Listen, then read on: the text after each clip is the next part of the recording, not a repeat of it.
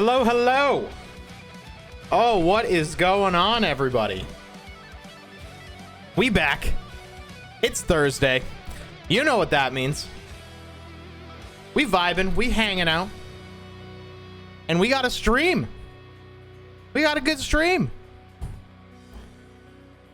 We got a bunch of people in here. It is good to see everybody. We got Sheepy, Tyler, the part of the notification squad. Desi, hello. Sam is real, stopping by to say, hey, well, hello.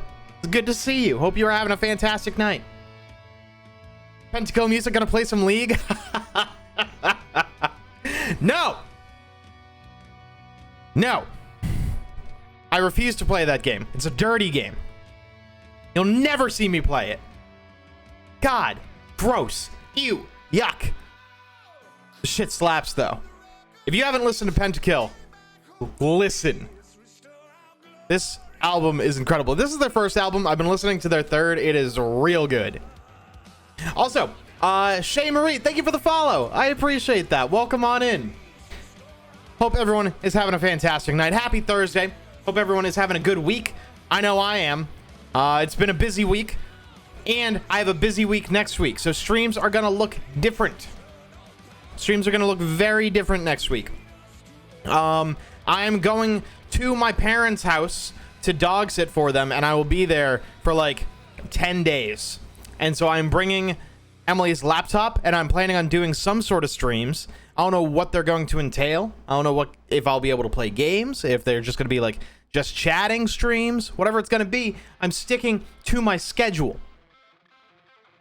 that I've already broken twice now. But that's okay, because I always make up for it. If I've skipped a Sunday stream, I just make up for it on Monday. So you know that there are going to be 3 streams a week, and next week is going to be no different. So, this is the last stream at the battle station with my 3 monitors, all my games. It's going to be a little bit different. I could stream directly from the PlayStation, could stream just from the laptop, could do a cooking stream. Who knows? If anything, I'll just hop on for a couple of hours, show you guys the puppies, the 110-pound puppies. They're good boys. And that's what I have going on, at least for what the streams are going to look like. Time Watcher, what's up, buddy? It is good to see you, as always. So, what are we doing tonight? Well, as always, we are going to just be hanging out for a little bit. I mixed up talking and chatting, and I feel like I did that last stream too, where I just mixed up like 2 or 3 words, and it just came out as nonsense. We're just gonna be hanging out and talking for a little bit, because I don't feel like jumping into a game right away. I feel like just like listening to music and catching up with everybody.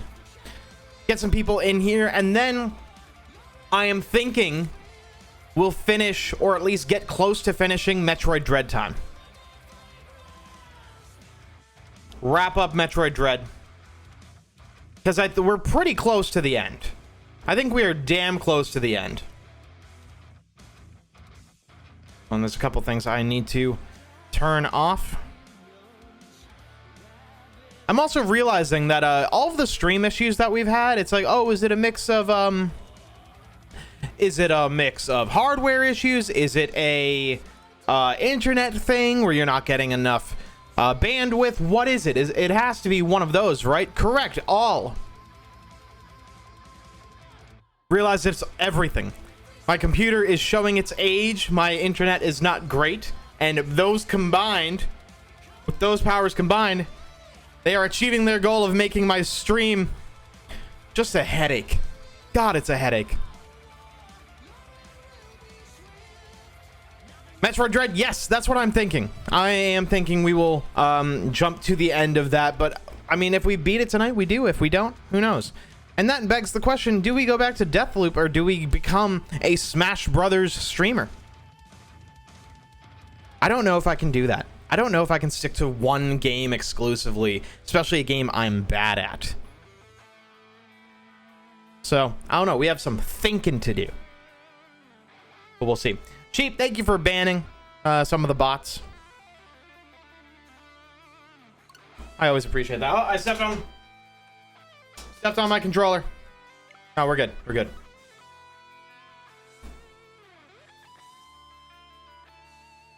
Deathloop? Yeah, I don't know. I was getting a little bored of Deathloop because, I mean, not to sound ridiculous, but like the gameplay loop, I was getting kind of sick of it because like the days and like the areas just started all blending together for me, and I don't know, I just didn't feel like I was seeing much new anymore. I know that's the point. I know. I don't need to hear it, but I think if they... Like, I immediately gravitated towards a couple of abilities. Immediately gravitated towards some weapons. And then I'm just going to stick with them. You played Hades? I did, but I never beat Dad. I played it for like 1 or 2 streams, and I got to Dad twice. And I wasn't able to beat him. But the shield... Best weapon in that game. That could be fun to go back to. I also have Far Cry 6, but I know for a fact that I probably wouldn't beat that on stream because that just sounds like 50 hours at least. And that's something where if I'm only streaming 3 or 4 hours at a time, that would be a month and a half of Far Cry. I don't know if I'm ready to do that. Maybe I'll just go back to League. Just go back to my roots. Just get really good at a game that makes me want to off myself. Do it for the content, though. I've been dipping back into 7 Remake, and I fucking love it. 7 Remake is good. The DLC sucks, but 7 Remake is great. They're all good weapons. It's just the setup. Oh, I know, but shields are the best weapon. Mix that with,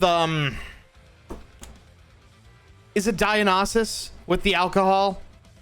Like the poison on-hit effect? It might be Dionysus. I don't remember. But either way, the poison effect with the alcoholic god, that's the best with the shield. So good. And that all stacks, and God, that game's good. I can see why that won Game of the Year. I didn't immediately love it. Like, I liked it. I genuinely liked it. Maybe I just needed to dive more into it for a Game of the Year feel, but it was good. You can play Kingdom Hearts again. I could. And I'd be lying if I said that I hadn't considered it recently.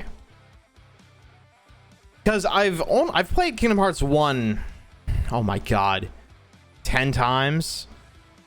Kingdom Hearts 2, at least 5 times. Start to finish.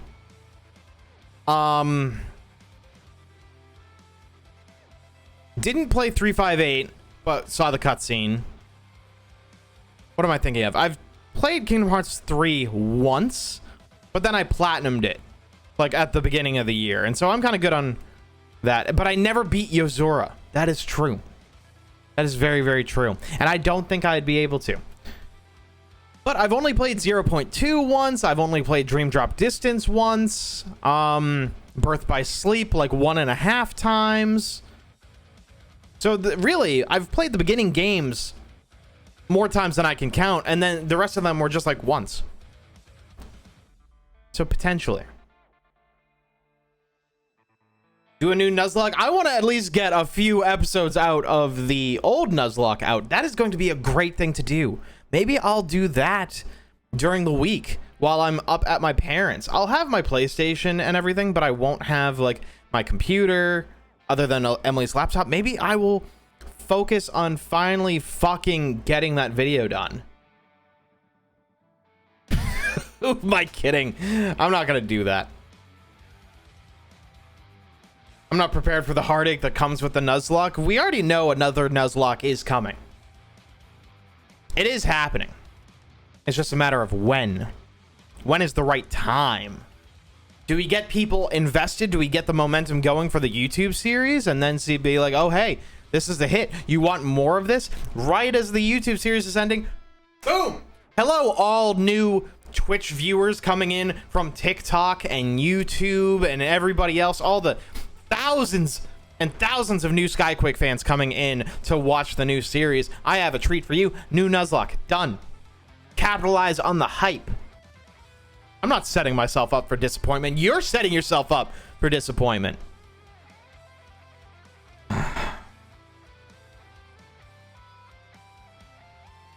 You can play the old Pokemon games before the new ones come out. Oof. That is... It's not a bad idea. I think that is an easy way for me to get burnt out, though. If I immediately jump into Diamond and Pearl and then Diamond and Pearl Remake. I don't know. I'm nervous about that. But we do have that coming up, and that is going to be content for a bit. I'm going to try and beat those games, fill up the Pokedex. I'm already hooked on Pokemon Go again. I'm sorry, not Pokemon Go. Pokemon Home. You'd think that should be switched, but no. I've stopped playing Pokemon Go, and I'm hooked on Pokemon Home of like trying to do trades and trying to get rid of all my shit to then get other Pokemon that are going to lead me to victory in Diamond and Pearl, because that's going to have home connectivity. So I've already gotten a Dialga that is ready to be transferred in, because I'm probably going to get Pearl, because I typically go for the Pokemon games that everyone else avoids. It's why I got Shield when everyone got Sword. It's why I was gonna say that's a lie. I got Sun and Emily got Moon. That's a lie. I got Y when everyone got X, and I typically go for the one that... There's always one that is less popular. Palkia is that one. And so I'm probably gonna get Pearl, so I already have Dialga ready to go.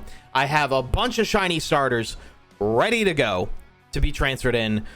Maybe we'll play the entire game with a shiny party. That'd be cool.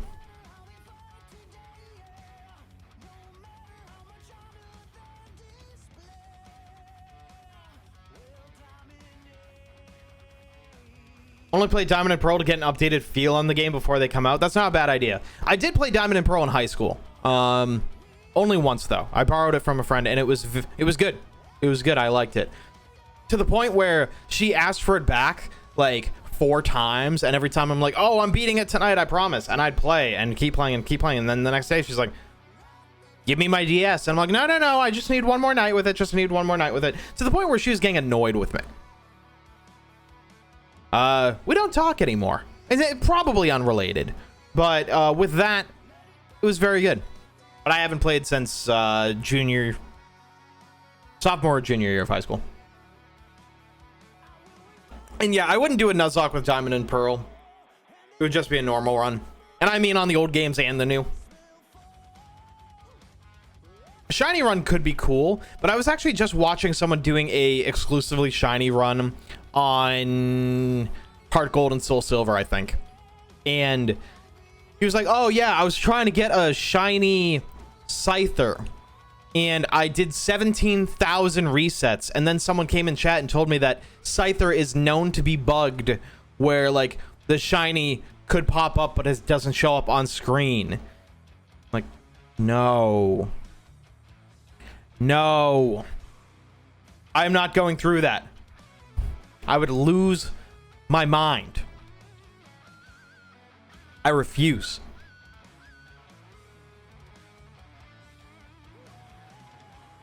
Shit takes forever. Yeah, I don't have the patience for that. If I don't have the patience to play like Far Cry, and that would just be consistent content, I can't. I never understood why I thought that I could shiny hunt. It's not in it. Like, I don't have it in me.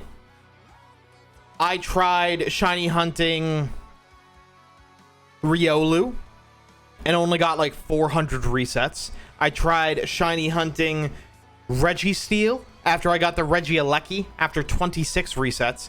Got Registeel or Regice or Registeel, one of those. Only got like 100 resets in before I got bored. Regigigas, 75 resets before. No, it was 150. I did 75 and 75. So like I ended the night doing 75, and then the next stream I did 75. I'm like, I'm bored, and then I quit. I did 350 resets for shiny Mewtwo in Let's Go. Got bored. I don't have it in me. I am not strong enough for it. Props to anyone who can do that, where they're like, oh man, I got a shiny Sudowoodo in only 6,500 resets. And I'm like, that sucks. I know that's below odds, but man, not me. I cannot do that. So, hey, props to you. But if I'm going to do a shiny run, I'm going to do it the best way, which is gathering them all, potentially hacked through Pokemon Home. Not looking for hacked ones, but if they're potentially hacked, I'm not gonna narc. And just do it from there, because I already have a ton of shinies in Pokemon Home ready to transfer in. Yeah, I'm no snitch.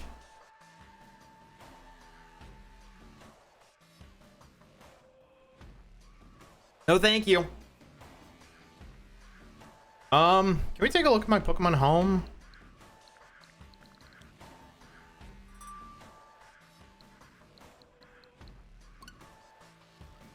Does this need to be updated? I hope not.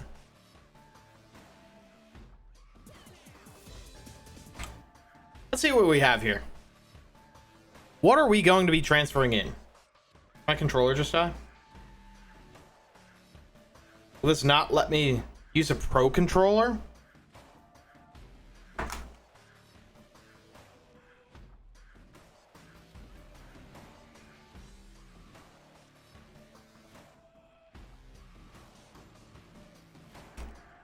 None of my controllers are turning on all of a sudden. Not even my Joy-Cons. Let me try something here.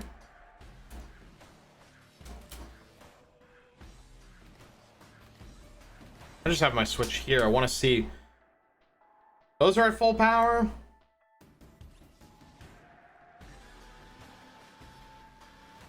And Pro controller's at full power. Why isn't it not letting me?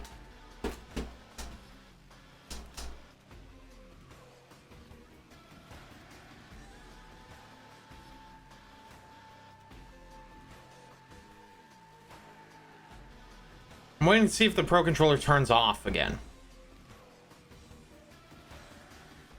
Okay, we're good. That was weird. Every controller desynced. Can you use home Pokemon in the new games? Yes, it is going to have connectivity with Pokemon Home.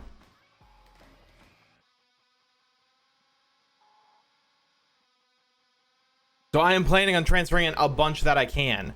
So I have a bunch that cannot transfer, a bunch from Pokemon Go. How did we search this last time? Sort by National Pokedex number. And also filter by shiny. It should be 42. So these are all the shiny Pokemon that I have. A lot of them transferred in from Pokemon Go. Toad, what's up, buddy? Hey, Biggie. Hello, friends. Welcome. What game is this? We are taking a look at my Pokemon Home, which is just like my storage app for Pokemon, and we're talking about what we're going to bring in to Diamond and Pearl. Silov, how's it going? Hello. Why everyone's coming in all at the same time? Hello, friends. I appreciate you.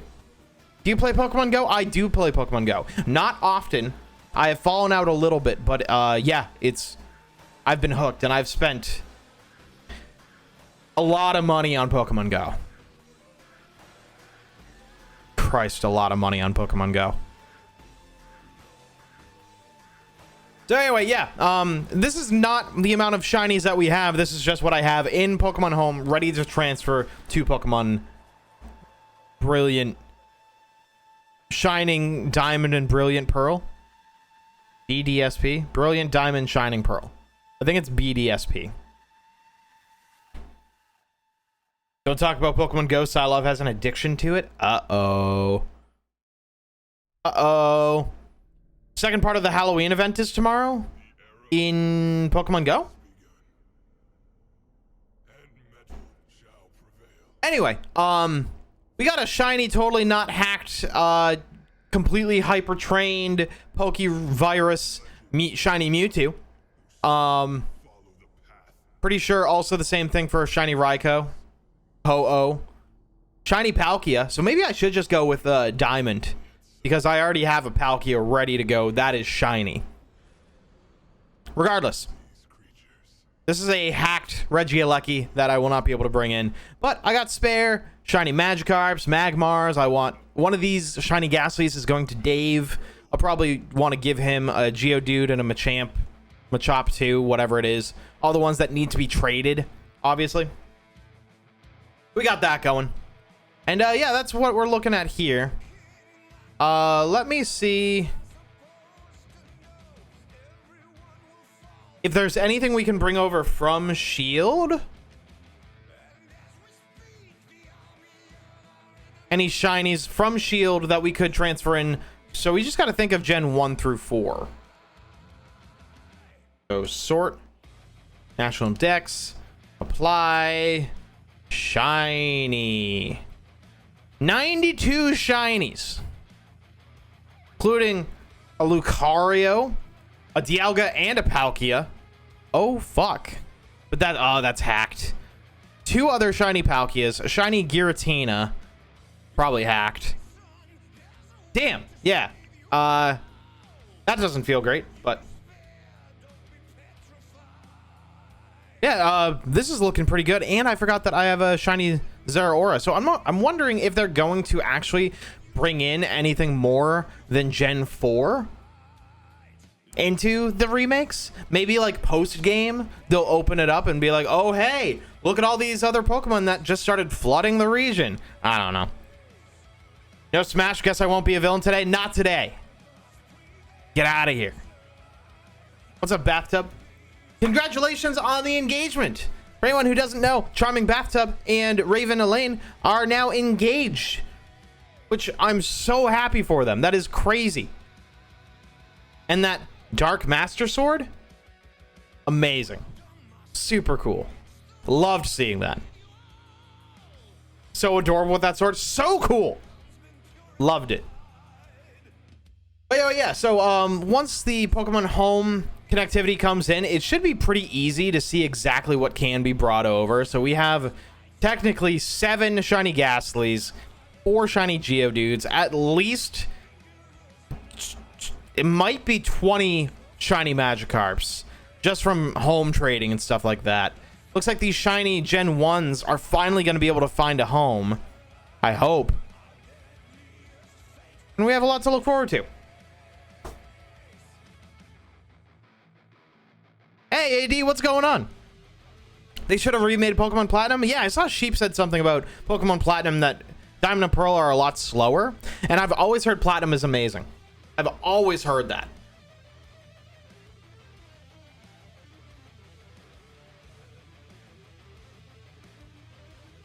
I've had that sword stashed under my bed for a week. Campus security would frown upon it.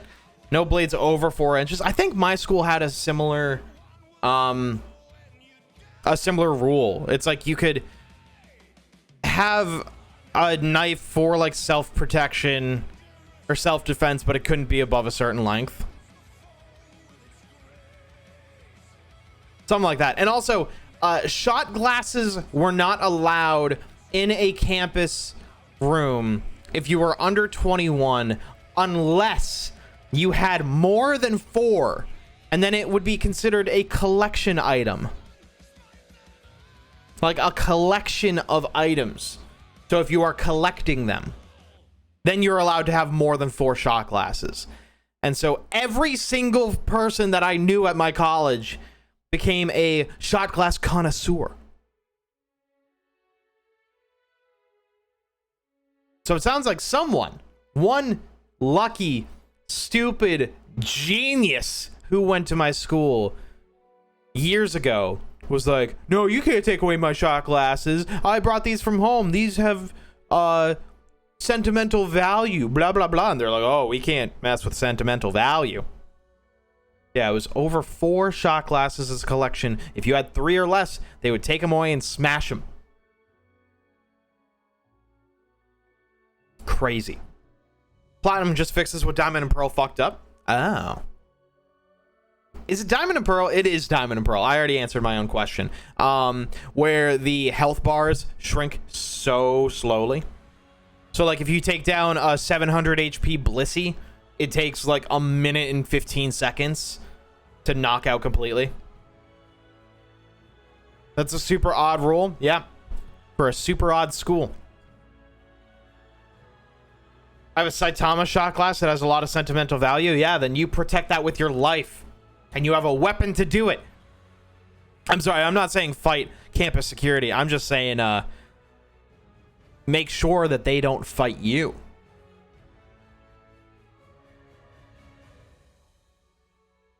This is a joke. Legally, this is a joke.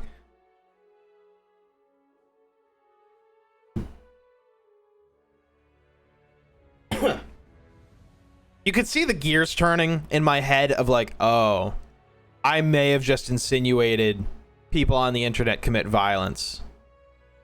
I wasn't.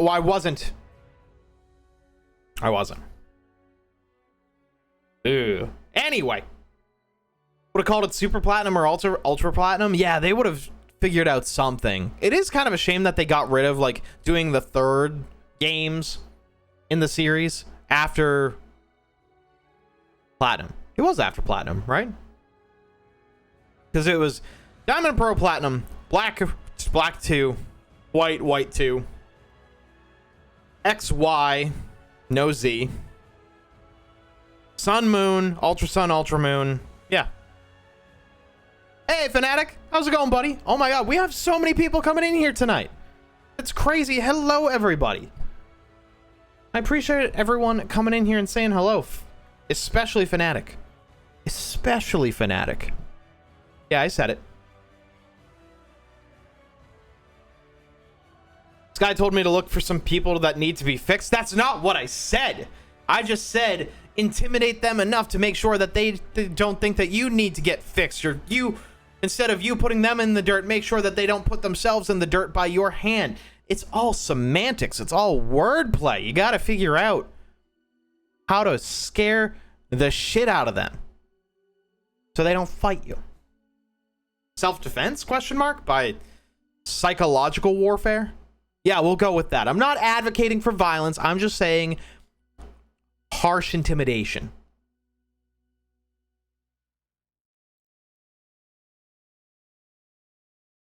Anyway, I do have a collection, that my school would call it, of...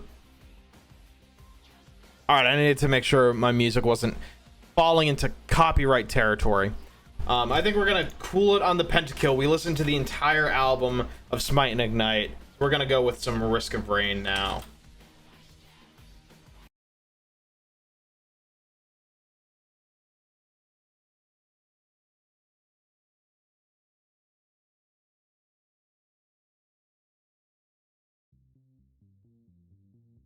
Here we go.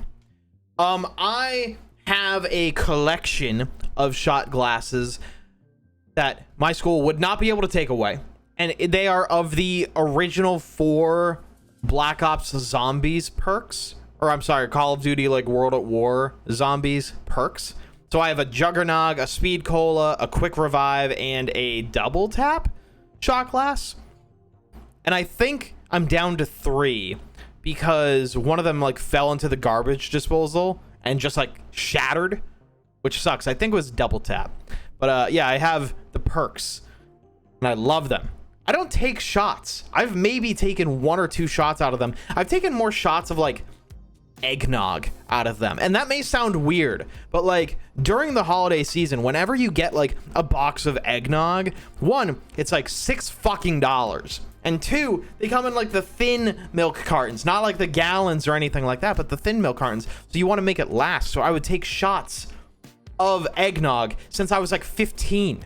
I would take a shot glass out of my parents' cabinet and take shots of eggnog to make it last. It's not crazy. I'm not crazy. I'm ahead of my time. I'm not crazy.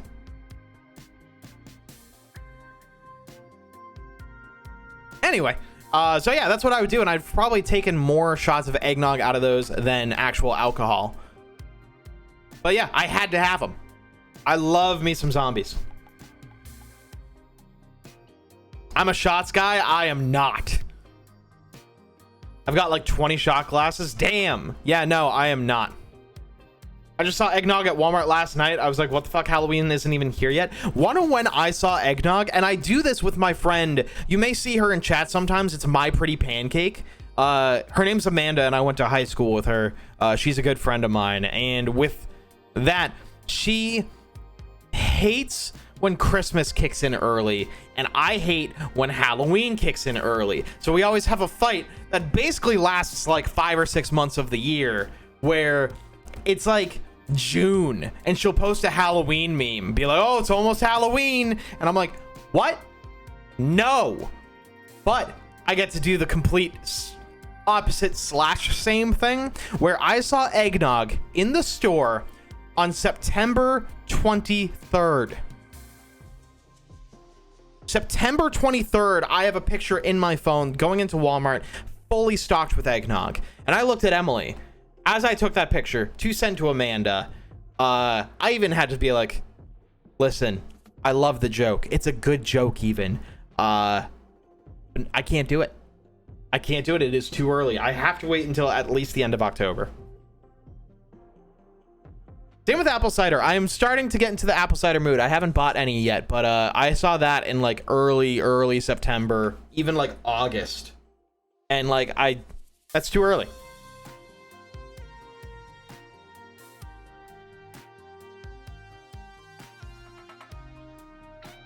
Oh, you do that too, Time? Well, shots of eggnog. Smart. I can do Fireball. That's my poison. That's true. I do love Fireball. I guess that is the one thing that I can just straight up just drink straight. I actually have 2 nips of Fireball in my freezer right now that I didn't have at the wedding that I was just at last month. We were just drinking Trulies instead. But I can down Fireball and have a good time. 1 shot of Fireball and hot spiced apple cider is delicious. I've never tried that. And as someone who can just straight up drink Fireball just casually, I can't believe I've never tried that. I've heard it, and I don't know why it's never come across my table before, or why I've never made it happen. But that sounds amazing. Yeah, my drink of choice is not hard liquor unless it's Fireball. My drink of choice, Sex on the Beach. That fruity, delicious drink. Ugh, fuck me up. Love me some Sex on the Beach. I've said this story on stream before too, but I was in college and I went to this. I've probably, if you've heard the story, I'm sorry. I had this one bar that I went to constantly, and every single time, every Thursday, it was dollar drinks. And so like bottom of the barrel, like, or bottom of the shelf, like the shittiest alcohol that you can mix a drink with, that was $1, the well drinks. And Dirty Shirley's and Sex on the Beach were always there.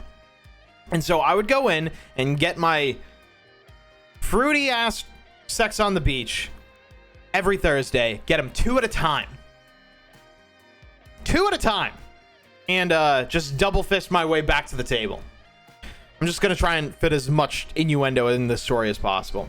So anyway, I'm not going to. I just set up expectations that the story's going to be funnier than it is.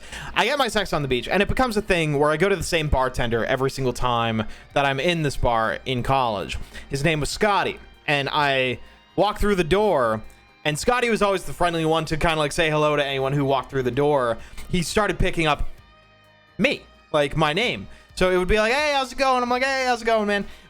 Then a few weeks later, hey, Nick, how's it going? I'm like, hey, Scotty, doing good. A couple weeks later, I'd start going up to the bar, and he'd be picking up on my order. So then it got to the point where I'd walk through the door. He'd be like, hey, Nick, hey, Sex on the Beach, right? I'm like, hey, Scotty. No, I don't know what he's talking about. That's such a weird thing for him to yell across the bar. I own it now. Yeah, shout out to Scotty.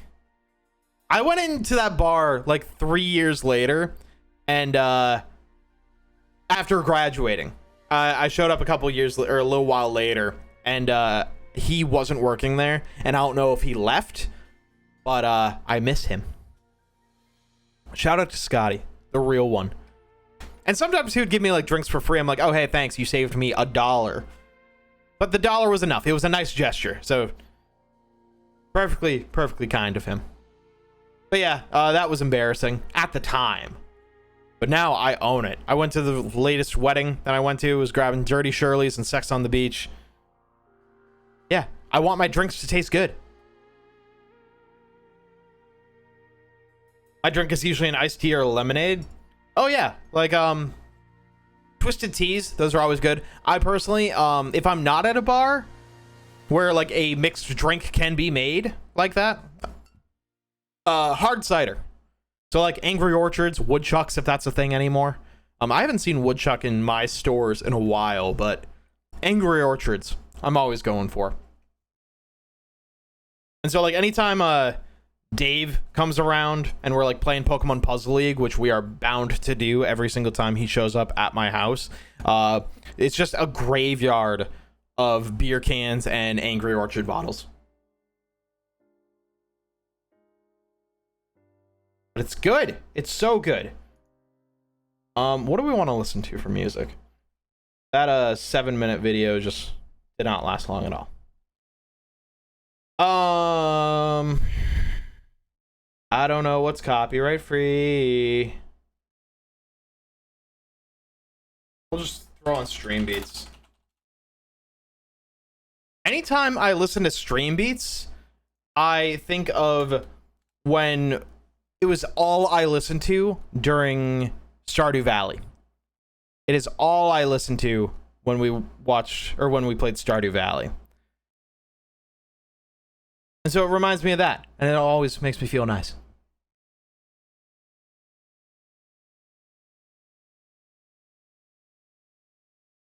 You're not gonna give me an ad, are you? You son of a bitch. There we go.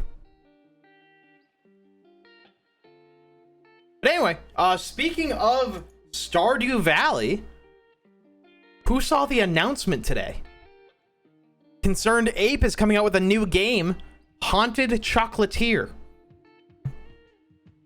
New game from the Stardew Valley developer that is in development. We don't have any release date. Why is my nose so itchy? Something.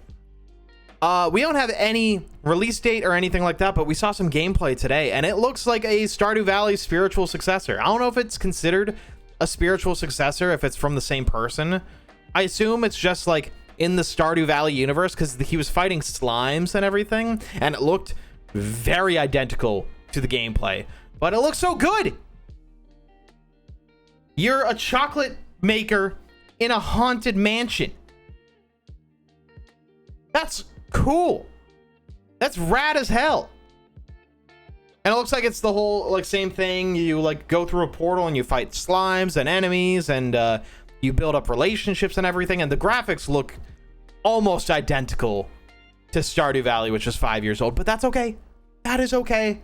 It's one guy or one small team. I don't know what makes up Stardew Valley, but I'm all for it. I'm excited. I don't think I'm ever gonna touch Stardew Valley again. I think I've pretty much burnt myself out on it, or done everything that I've come to do in Stardew Valley. Pretty much got every upgrade. Went through most of that secondary island. I could just start a farm with friends, but no one I know is playing Stardew Valley right now. And so I think I'm good for a while. Graveyard Keeper. I have Graveyard Keeper, I think.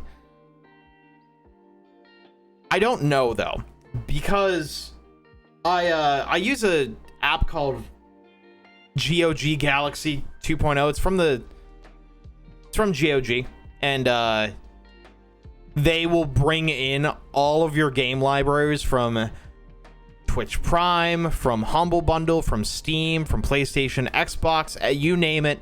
That's anything but Nintendo, basically. They'll bring in all of your digital titles into one library. And I'm pretty sure I've seen Graveyard Keeper, but I've never played it. Hey, welcome back, Toad. So like, I think I've seen Graveyard Keeper on that list. I just don't know. But if it is, I've heard that's very good and that I should play it. I can't wait to get addicted to that game and play over 100 hours of it, then get burnt out and never touch it again. Same. Me. Good game, lots to pay attention to, though. Oh, really? I feel like... I don't know if Stardew Valley is like that. There are a lot of moving parts, but it's kind of like one moving part per day. 1 to 3 moving parts per day.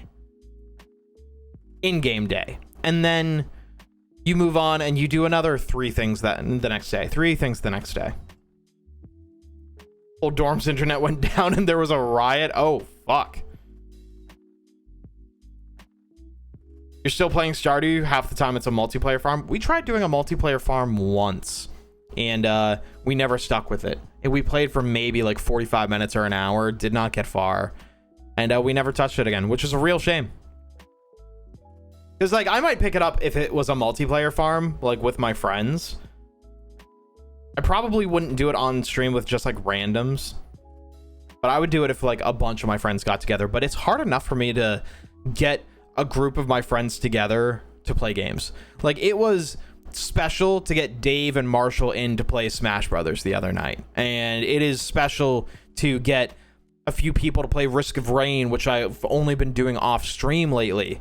That's good to get together. And it just seems like it's mostly hard for me to get a group together because of my work schedule. Like, I felt bad that because I get out at 9 p.m. Eastern time, my other Eastern time peeps have to wait for me, when like realistically they could be going to bed in an hour and a half. So it sucks. But I always talk about my shitty ass work schedule, which it's fine. It is okay. I just wish it was better. More convenient for everyone involved. Risk of Rain 2 update is looking hella hype though. Yes. Those new items look really cool. I will gladly pay however much for that game. They will get all of my money until the end of time, until Risk of Rain 2 is no longer supported. They are getting every cent that they ask for. Which older Fire Emblem games would you guys recommend? Because Three Houses was my first one. Loved it. Played it way too much. Been thinking about trying to get Awakening on an emulator or something. We have a Fire Emblem room in Discord, if you haven't already muted that, like all of the rest of us have, because it's basically 3 people are in there talking about Fire Emblem. I know Marshall will be Awakening's biggest cheerleader. Loves Awakening. Dave will recommend...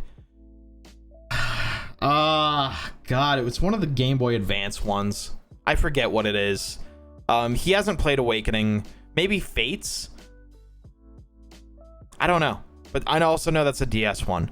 You're asking the wrong person. Maybe someone else in chat can answer. But yeah, just throw your head in the Fire Emblem chat. The 3 experts who play nothing but Fire Emblem Heroes will be able to answer that.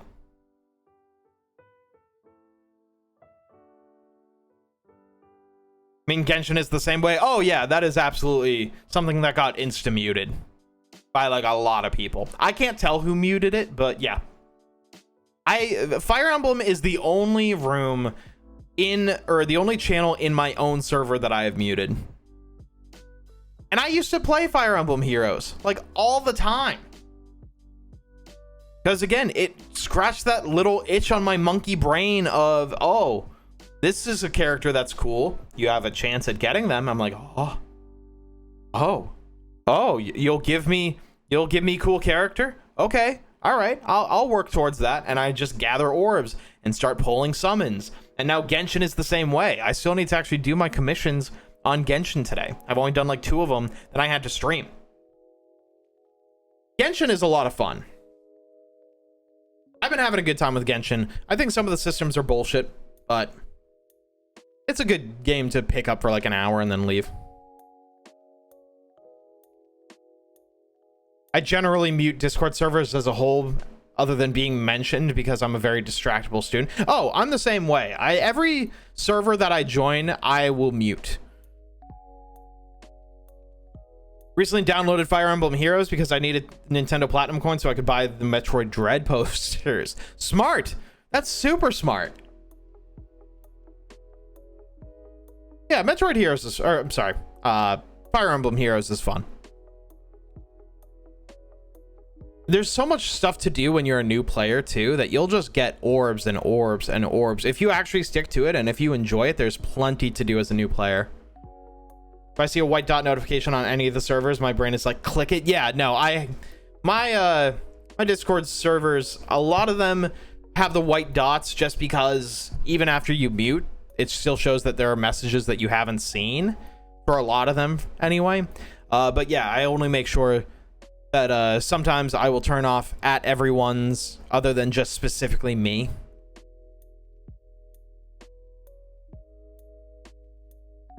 But yeah, Discord's funny.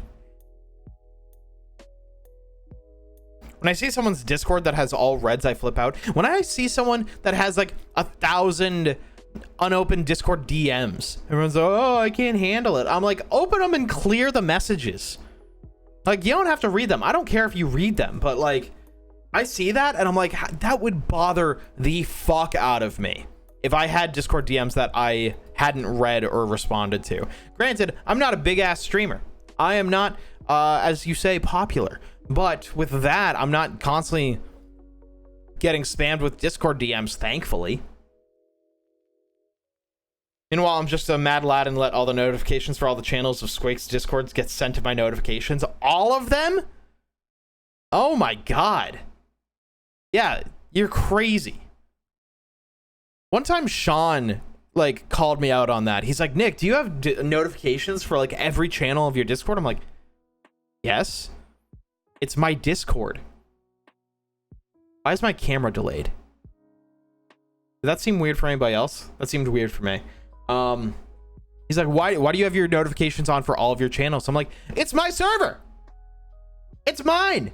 If someone says something about me, I want to be there to be like, oh, you think I'm the coolest? Thank you. I know. Oh, I'm the funniest streamer you've ever watched. Oh, thank you. If only that was the first time I've heard that. Will you sign my boobs? Get in line. It happens.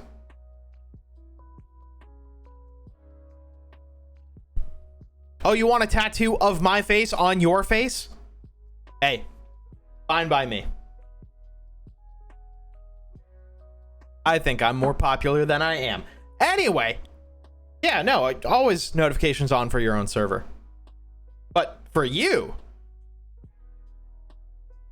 no, mute some of that shit. Tyler, mute Genshin, mute Fire Emblem, mute a few of those.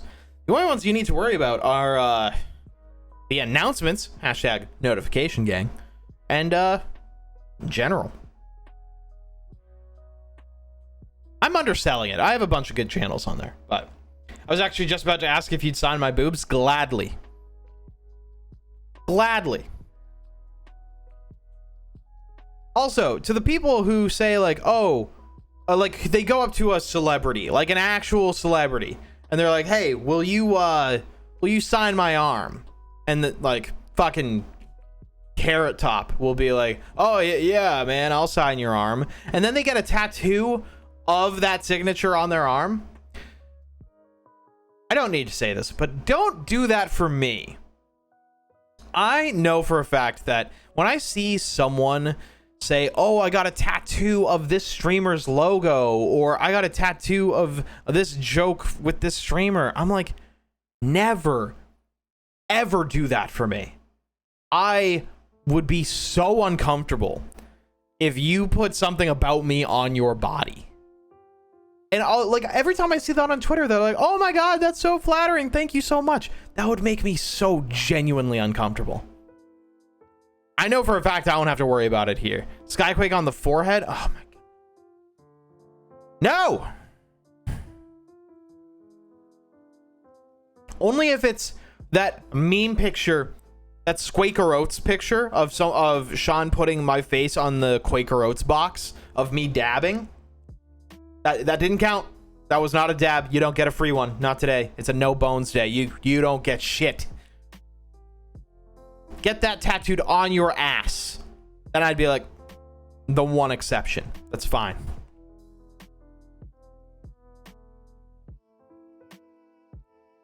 It's the mod's job to advertise, so we must. It's true. Sheep, Time, Raven, you need to advertise. It's part of the marketing budget. I'll pay for the tattoos as part of the marketing budget. Hi, Raven. So I shouldn't post pics of the Skyquapog emote on my calf? No. No, you shouldn't. Can someone send me the Quake Rose dabbing pic to me? No. No. I actually don't know where that is. I saw it recently, but it might be on my Instagram. Hi, I'm lurking. Hi, lurking. I'm Dad.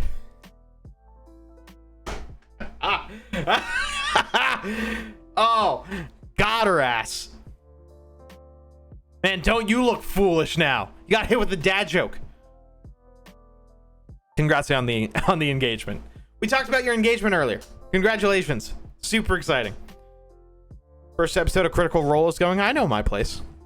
I understand. Yes, the new campaign started tonight for their third campaign. I'm going to hide my viewer count to not see that drop like crazy.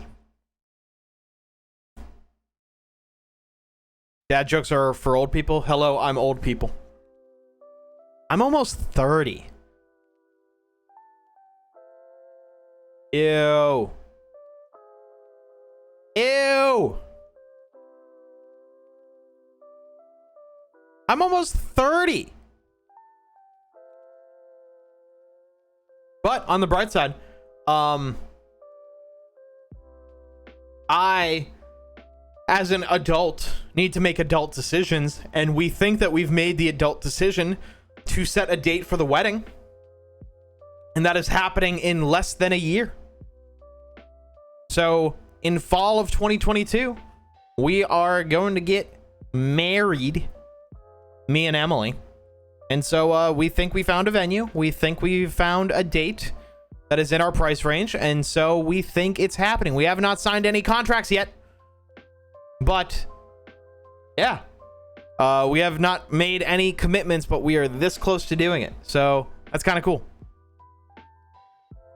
Been meaning to ask about that for a long time. Yeah, we've made no progress for a long time. We've been engaged for 2 years now. I proposed on August 30th of 2019 when we moved into this apartment. We the panini hit and we couldn't do anything. We couldn't plan anything, and plus we couldn't afford it because I also lost my job. I was unemployed for 10 and a half months, so we couldn't plan anything. Multiple excuses why. We finally started looking. We finally found a country club that we're really leaning towards, and we're probably gonna put a deposit down next week. But thank you guys. I appreciate all the congrats.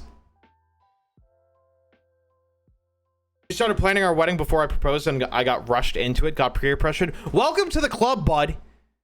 Oh my god.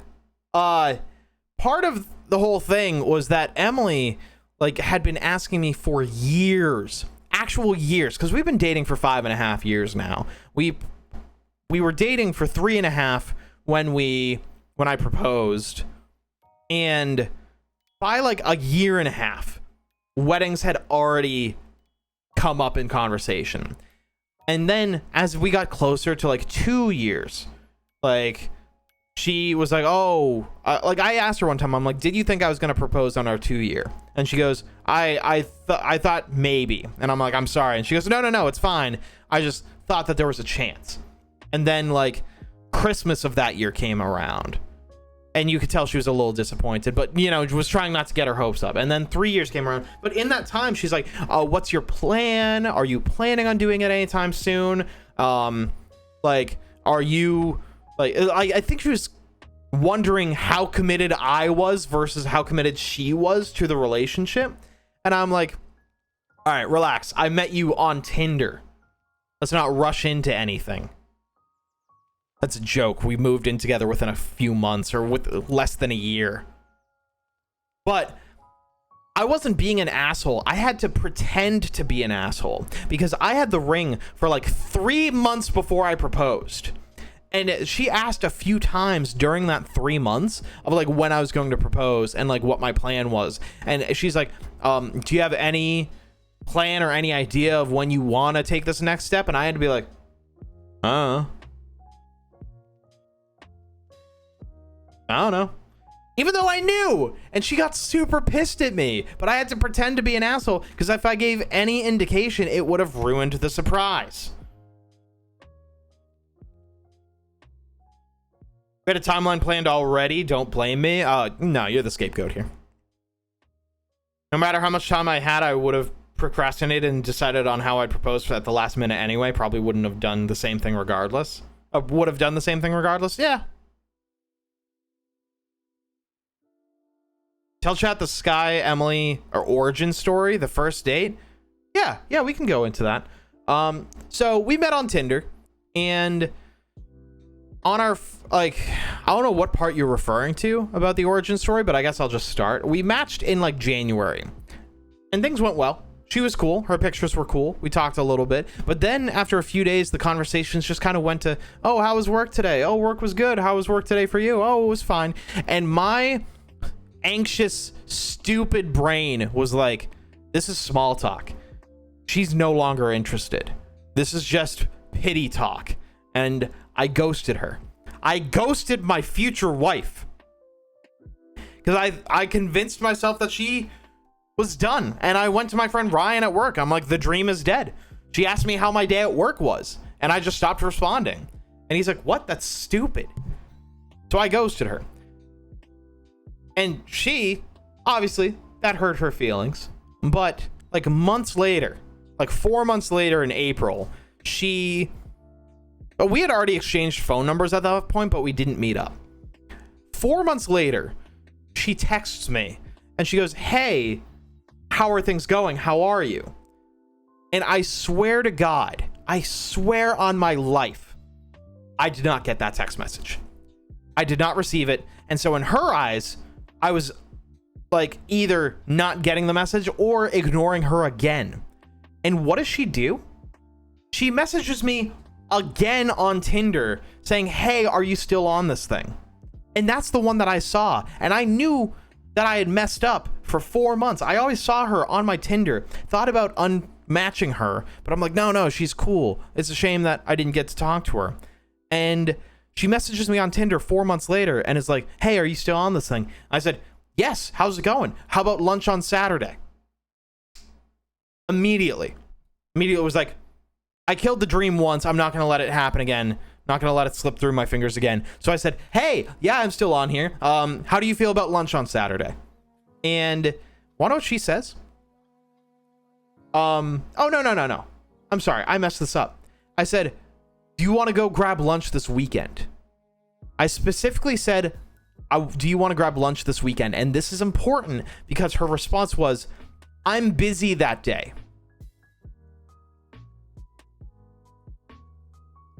I didn't specify a day. And so I went to my friend Ryan at work and I'm like, the dream is dead. She's not interested. And Ryan's like, no, she is interested. She reached out to you. Like, stick with it. And I went back, or like she messaged me like a little while later and was like, oh, but I can do Tuesday. And I'm like, okay. That was her just not reading the message right. And so we met up for lunch on Tuesday. And we just met in the town that we're actually living in now. And we're walking around, we're walking up and down the street. We had lunch, and there was one point during dinner that I was so nervous that I just like we sat there in silence for a minute. And I just kind of looked at her, fully honest. I'm like, I'm going to be honest with you.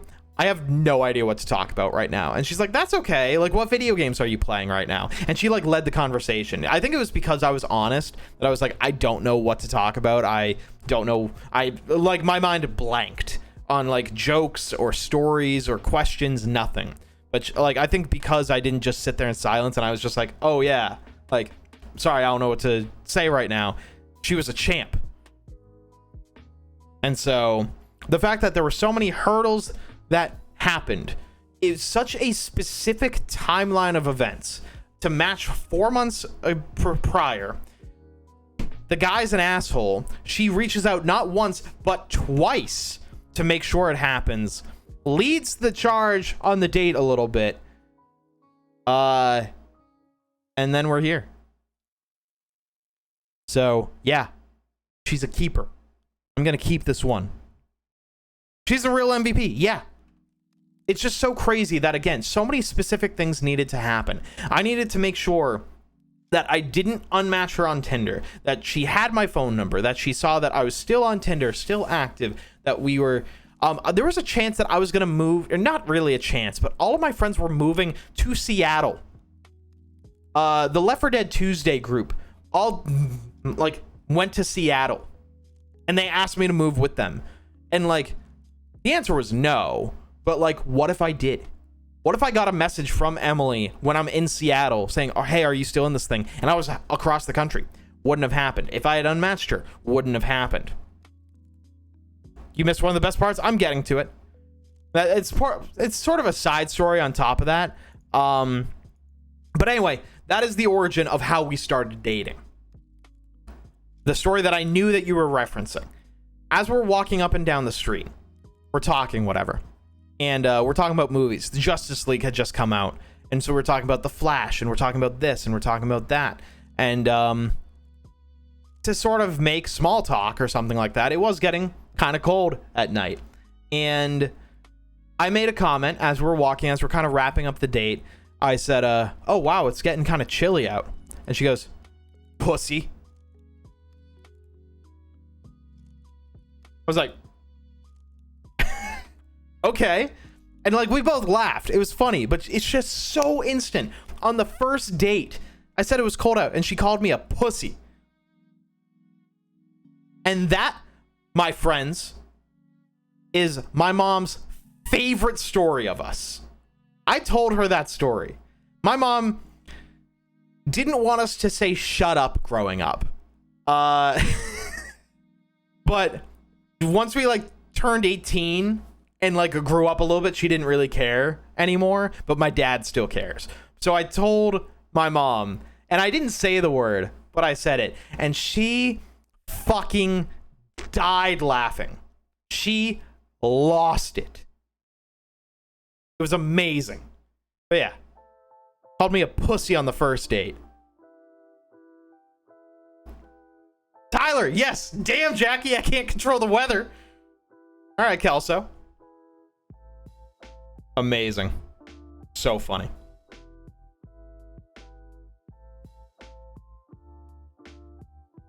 I've been snoozing an ad for like 15 minutes now.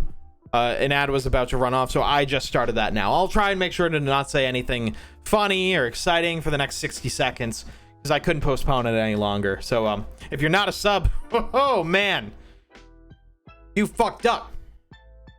You fucked up today. Yeah, that's true. I'll take this 38 seconds that I have left to do a Twitch Prime spiel. Have you heard of Twitch Prime? It's when you link your Amazon Prime to your... Have you heard of Twitch Prime? It's when you link your Amazon Prime to your Twitch account. You get a free sub every 30 days. The only thing is that it doesn't auto-renew, so you may still have a sub sitting there, waiting, watching, wondering when you're going to use it. So all I ask is that you click the subscribe button because it doesn't auto-renew, and every day that you don't use that sub, it is 17 seconds into, or 17 cents into Jeff Bezos's pocket. And so let's not pack Daddy Jeff's pockets anymore. Give it to me instead, a struggling artist, a struggling streamer. Just consider that you ask it and use it here. You get free sub, free ad reviewing, you free exclusive role in the Thunder Buddy Discord, and emotes similar to those. Consider using your Twitch Prime sub here. Don't say a single funny thing or I'll be mad. Oh man, all you missed was a Twitch Prime shill. You were spared. Yeah, thanks, Daddy Jeff.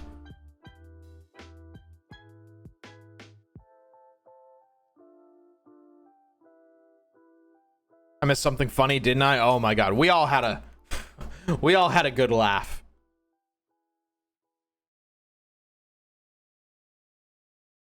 There was nothing. Oh man, Yeah, the best community on Twitch. You know, you hear a lot of streamers say that, but I think we have one of the best communities on Twitch. The Thunder Buddies. A name that has stuck for 5 years now. Crazy. Insane. Based on a mediocre movie. Ad keeps starting and instantly getting cut off. I don't know why. Refresh. Refresh. You shouldn't have any pre-roll ads. No one who joins the stream should have any pre-roll ads for the next 18 minutes and 27 seconds. No, you won't get an ad. That's what I'm saying. That's the reason why I run ads, is so people who join the stream won't get an ad. So running ads manually makes sure that people don't get the pre-rolls. So refresh.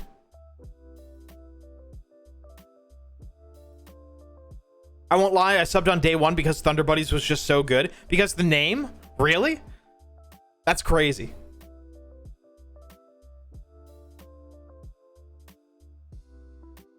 Yeah, again, based off a mediocre movie. But it was just good. I loved it. Thank you, Scarlet. Shout out to Scarlet Tempest for coming up with that name. And the reason why. Also, I guess another perk of being a sub to the Thunder Buddies is you get access, you get whitelisted to our Minecraft server exclusively for the Thunder Buddies that I'm still paying for. I'm still paying for that. Take advantage of it. That is $8 US that I am paying every month for you. I was talking to Dave about potentially putting a pause on that world and then just having a Minecraft night where we start another world, and then like having a, like saving a backup where that will never go away unless it's like years from now, but we will save a backup of that world, put it on pause, like freeze time, and then just start a new world since it's been a while. And then Dave brought up exactly what Time Watcher just brought up. We need to keep the realm up to date. And so we should reset it because of the new update. And so we can always go back for like nostalgia's sake. For like, oh, this is the house that Dan made. This is the village that they occupied, blah, blah, blah. This mega tunnel that Dave dug out. But we want to keep up with the updates. And so we might have to 100% reset once that comes out. Time, do you know when 1.18 is coming? And the private Thunder Buddy chat in Discord? Yes, that abandoned text channel. That's a joke. I sometimes do game giveaways there. So if you are a sub, I have given games away on Discord and Expand, where I am the #2 most followed streamer on expand.gg. Hell yeah. I've given away games on there and the Thunder Buddy Discord. Oh, me and Dave still talk about Chernobyl like quite a bit. No confirmed date, but it's this year. I mean, 2 months. I think that'll be good. Have a Minecraft date when the next big update comes out. So I'll save the backup of the realm and then start anew. So in the meantime, hey, subs get full access. Just post your Minecraft Java name in the Discord channel and I will add you. And sometimes I'll go in and like make sure that it's up to date because it's not automatic. So I have to like remove the whitelisted people who are no longer a sub. But I've made a few exceptions. A couple of Time Watchers friends I've kept in. So if I like you enough, I'll keep you. I'm a fair ruler. I rule with an iron fist, but the iron fist can be moved a little bit.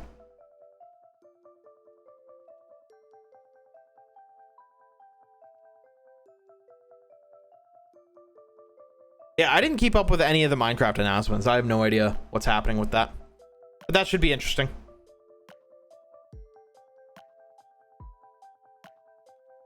Anyway. So yeah, that's something that we have to look forward to.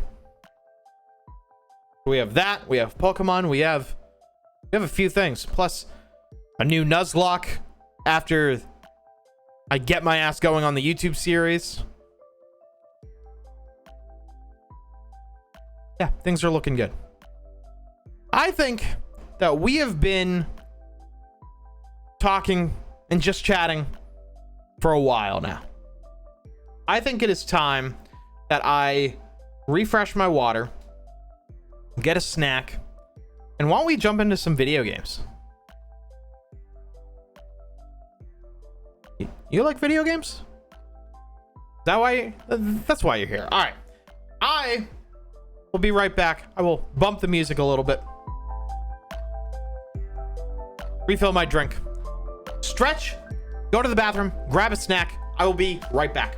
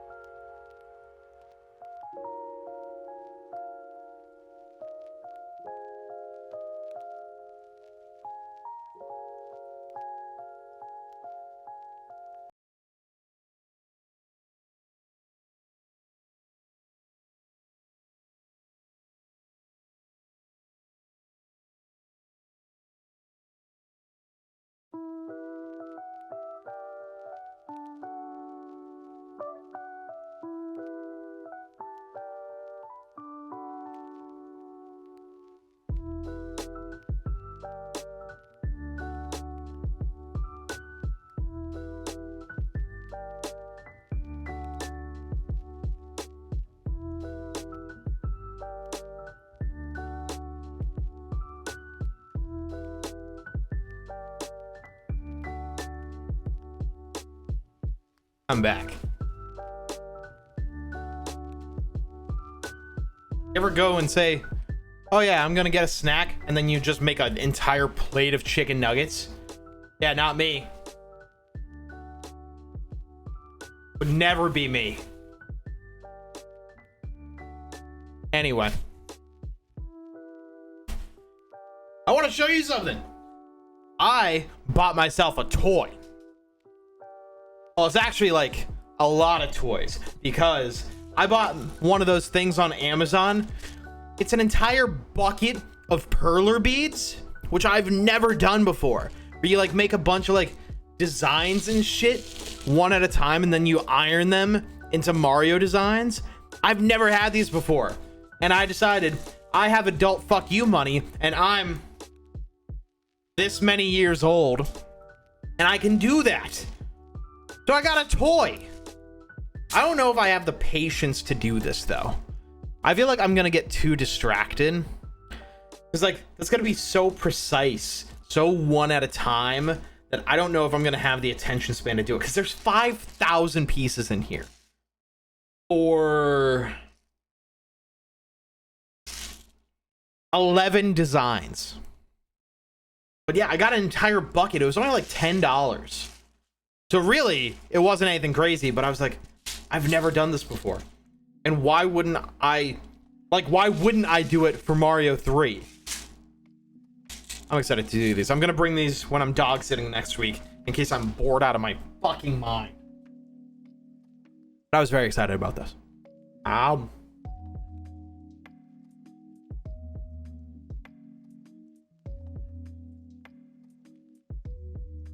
My niece has those. She loves them. Mario is her favorite right now. She got a Mario costume for Halloween. She wants me to be her Luigi. Oh my god, you be that Luigi. Yeah, make some nuggets.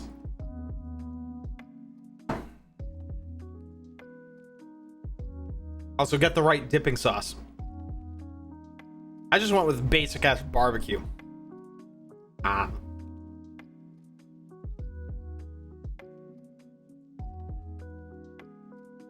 I've gotten over my weird fucking gripe with eating on stream. I don't know why. I thought that it would be so gross to eat on stream. I think it's just like, I'm afraid of two things. One, looking like an animal, and two, mouth noises. That way, just keep music going, and also intentionally look like an animal while you're doing it. When you do it on purpose, it's funny.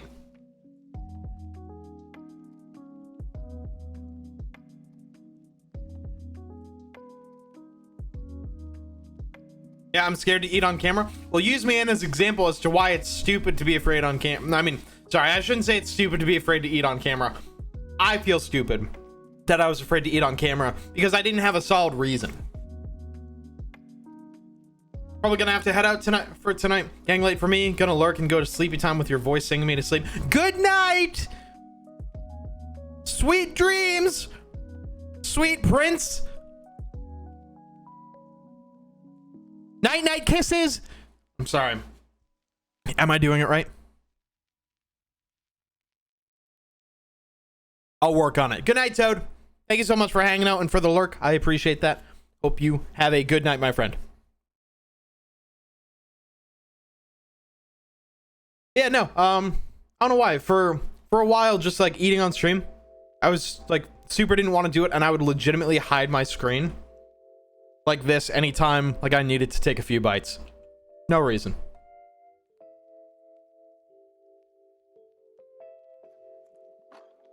Yeah, you just gotta lean into it.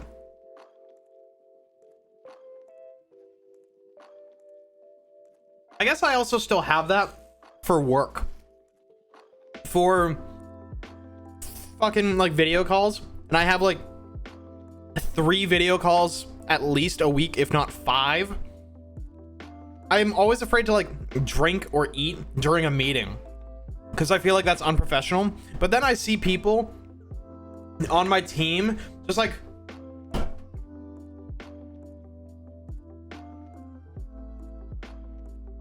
throwing their feet up. Just doing nothing. Got their coffee mugs, just resting them on their gut. Then occasionally unmuting to just be like, yeah, I agree. And then muting back.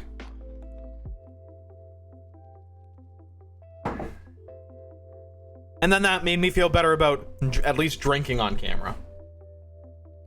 Like, all right, there goes professionalism out the window.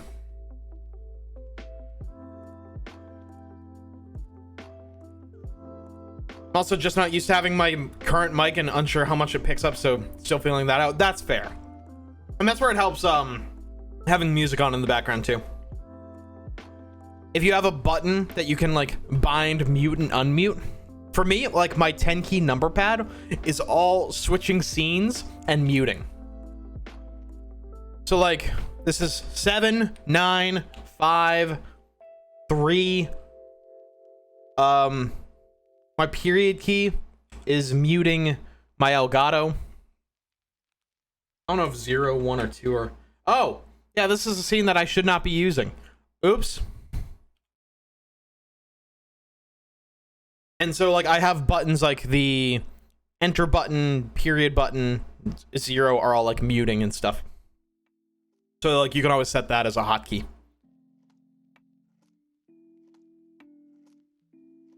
I use the dash on the number pad for mute. Yeah, like, I do that for Discord, too.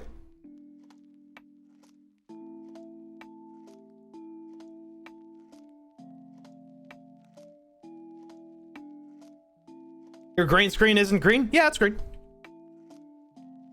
Not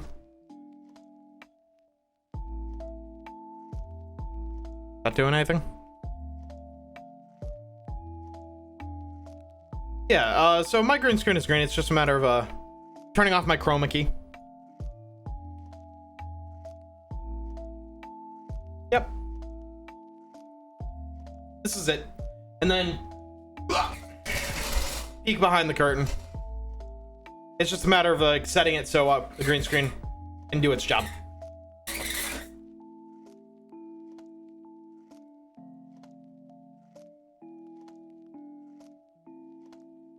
You just saw a flash of the big camera? Oh yeah, yeah, this is with the chroma key on and it's doing its job. Aside from the little green outline, which that's bound to happen. That's more of a lighting issue. Looks like a black curtain. Yeah, that's fair.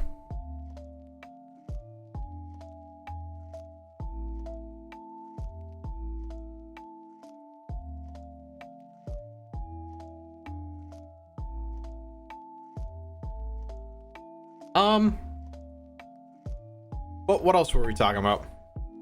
Talking about green screen, talking about weird mouth sounds. Oh yeah, like people at work. Yeah, I don't know why I always like want to try and like sit up as straight as possible anytime I'm on a Zoom call with people. And then they're all just like lounging on the couch, they're petting their dogs, which I'll bring my dog on camera, but that definitely made me feel better about like eating and drinking and stuff like during a meeting. Because we're at home, we might as well be comfortable.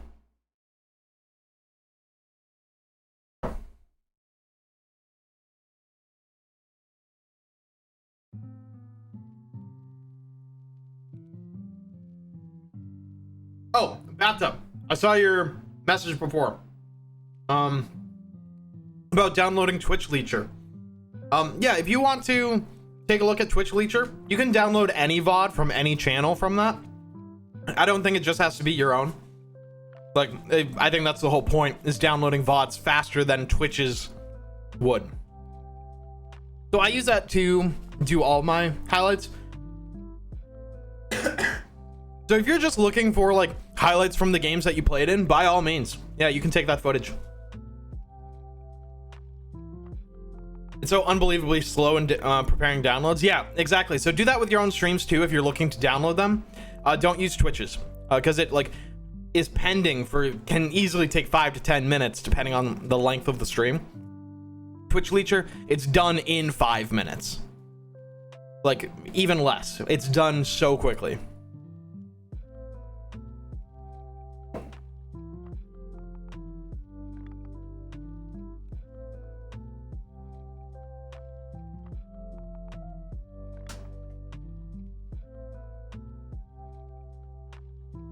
And that's entirely on Twitch's side too.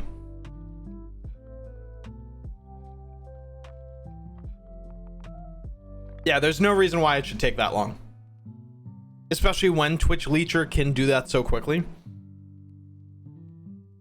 So my plan for videos, continue using that. Continue taking VODs to turn into highlights. I was taking a look at some other options for editing shorts and YouTube videos. There's a couple things. One I found is called Streamladder. I think it's called Streamladder. Yes. No.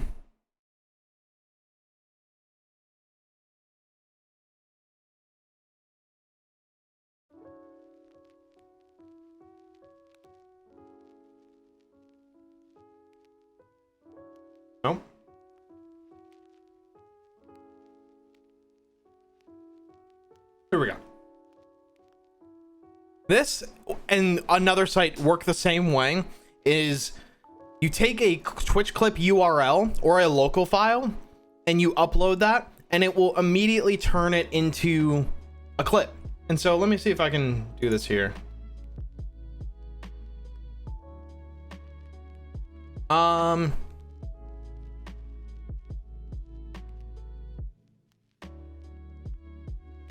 Yeah, so we just took a random clip. You choose the template. And this is what I'm going to be using from now on, either Streamladder or one other thing. And they have a couple of premium ones, a couple of free ones. So I'm going to do the split where you first choose the face cam box. Accept. Then you choose whatever part of the game or the stream that you want. And then it just immediately adds both. I just made a TikTok in real time. Done. Another one is called cross clip, which does the same exact thing.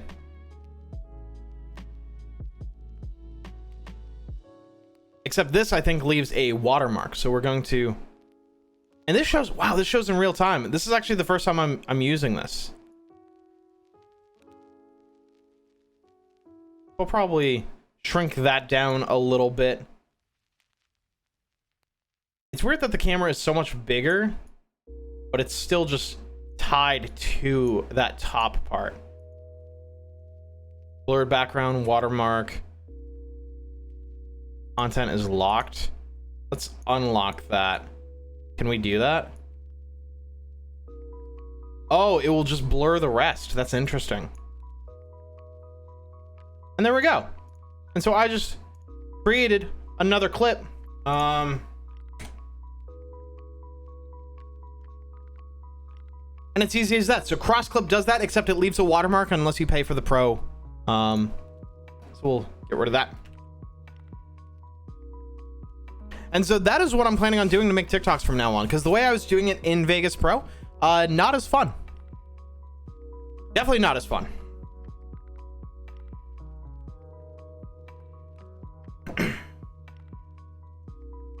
If I happen to edit together a highlight video you like, would you upload it? I want to say yes, but you don't have to by any means. That is very unnecessary. You do not have to create a video for me. You're actually not the first person to ask, and now it's like I'm wondering what my right answer should be. My main reasoning prior to someone asking me if they can create a video for me, I've always said no because I'm unable to pay people.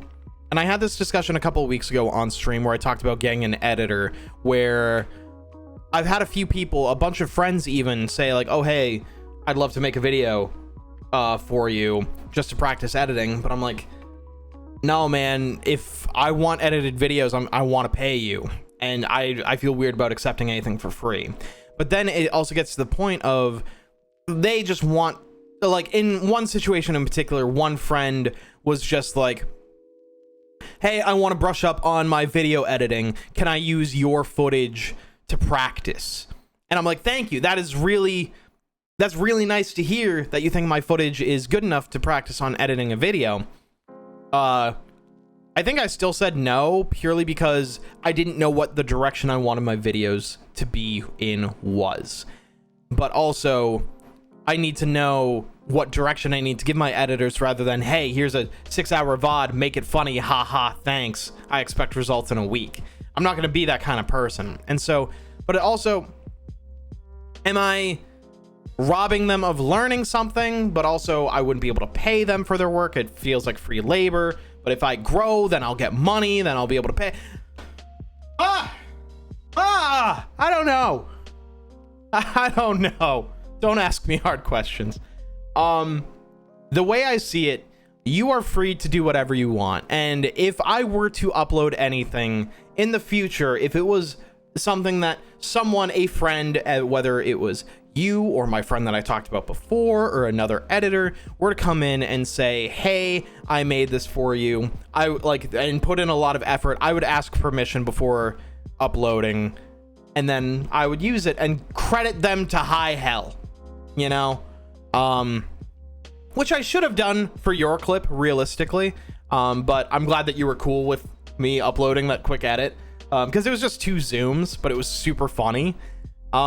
So yeah, that's kind of where I'm at right now, because it's interesting being in this spot, to have people, multiple people, more people than I can count on one hand, to offer to do videos for me. And so I guess my answer is I can't stop you.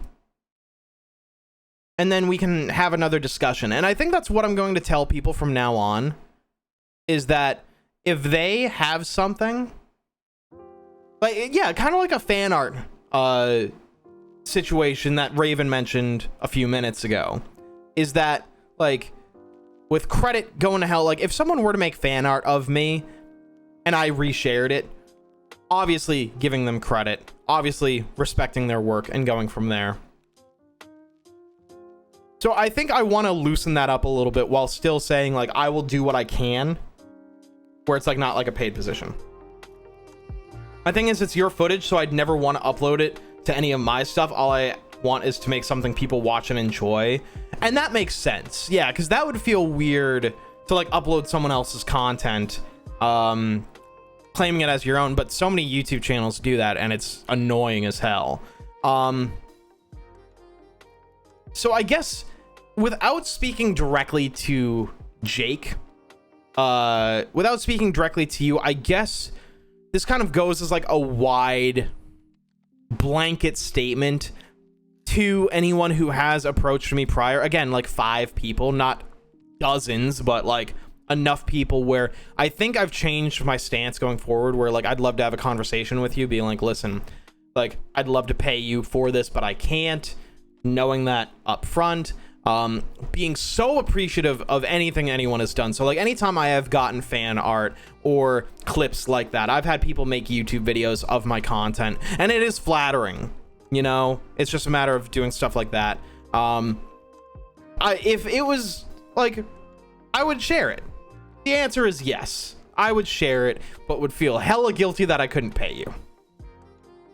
There is my answer. And I'm going to start saying that to everyone else, because I know, again, I'm not going to start dropping names of people who have offered to help me, but, like, a lot of IRL friends, a few other people have posted that, and, like, that is such a good problem to have. I'd be down to do that too. Hey, as long as I'm making myself 100% crystal fucking clear that it is entirely unnecessary. I don't want pay, but if I get the motivation to make something, I'll send it to you, see what you think of it. And if you like it, then that's gratifying enough for me, because that's what I'm after. I can help you with OnlyFans content. Oh, Biggie, thank you. Oh, you're so kind. I'm not sure if you want to help with that sort of stuff. You don't want to be in that field. You don't want to find out how the sausage is made. We'll put it that way. But Jake, yeah, if you want, DM me. Like, I know there have been talks about this before, so if you want to DM me, we can. But I understand that where I would be able to take a look. And again, at that point, you could view it as a win-win of like, hey, you're looking to make something, anything, right? Like, you're just looking for practice to create something that is fun to watch, like that is entertaining for people, and like I could provide that for people. Again, I'd feel hella guilty, but with that could be a win-win. I think I'm dragging this on too long. I think you can tell me if I'm wrong, but I feel like I'm making this weird now. And I don't want that. I feel like this is something that, like, it almost feels like not enough people talk about, and so it feels like taboo to talk about like the inner workings of like putting out videos, especially for free. Like, this feels weird, and so I feel like I'm making it weird, but I feel like it's not weird until you make it weird. But you can see my confusion, and I'm glad you guys, all of you, understand kind of where I'm coming from. Never edited Smash footage, and there was a lot of good content in those streams. Yes, there was. Yes, there was.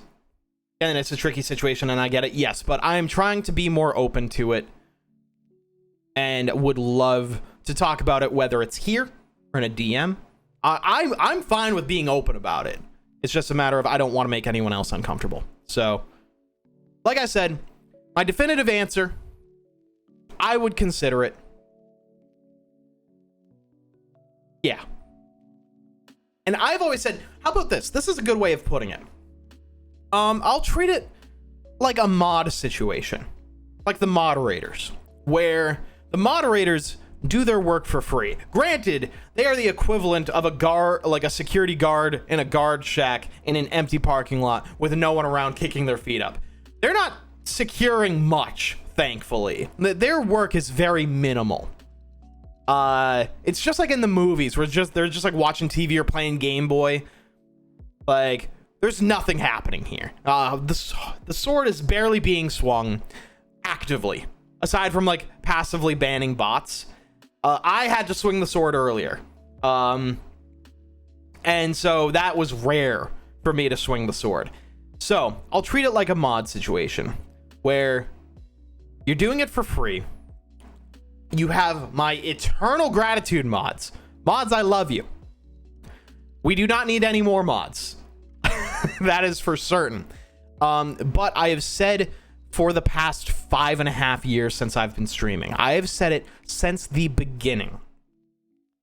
Once I start making enough money from this, if I am able to pay my mods, I am paying my mods. Right now, I can't. And thankfully, you don't deserve it, because you're not doing much work. God, stop asking for paychecks. It's not coming. Yet. So I guess we can treat it similarly, where if someone volunteers to work on something, whether it's a video, a Twitch clip, a fan art, anything, I will honor that, and then when I am able to pay an editor, that editor will get paid. But I want to make it explicitly clear that, like, it is purely out of gratitude right now, but as soon as I get money, I am paying the people. I don't want to say who work for me. That feels so dirty. But when people are doing something to my benefit, I want to compensate them fairly. And that is the plan, and I am sticking to it. We have talked about this for too long. I am changing the subject. Thank you, everyone, for listening. Again, I hope that clears up to everybody. Not just one person in the chat or just the mods or anyone who's interested in doing that. I want that to be perfectly clear that that is my mindset, purely because I want to take care of the people who do that. That's why. So again, if the channel grows, I'd like to see that happen, which means it's just gonna build off of each other. So moving more outside of the specifics of how to grow, more so what's going to grow. If I grow my YouTube channel by posting content, I'm going to take some of that and grow over to TikTok. TikTok viewers are going to come over to Twitch. Twitch viewers are going to actively search out YouTube and TikTok. As soon as all of those start growing and start bringing other people, other communities, other like different eyes to the channel, that is just more opportunity to view them all as dollar signs and nothing more. Oh my God. Yeah, you think, oh yeah, I see your names in chat, but I just see dollar signs every single time I see a sub badge. Please. Yes, exactly. Like Time Watcher, who's the biggest dollar sign, who doesn't need to be a dollar sign. Time, you don't need to be a tier 3 sub. Regardless. Posting stuff like that, which is going to be a big deal for me. It's going to be a big focus for me, is only going to be beneficial. It can only go up from here. And that means good things for the future for multiple people.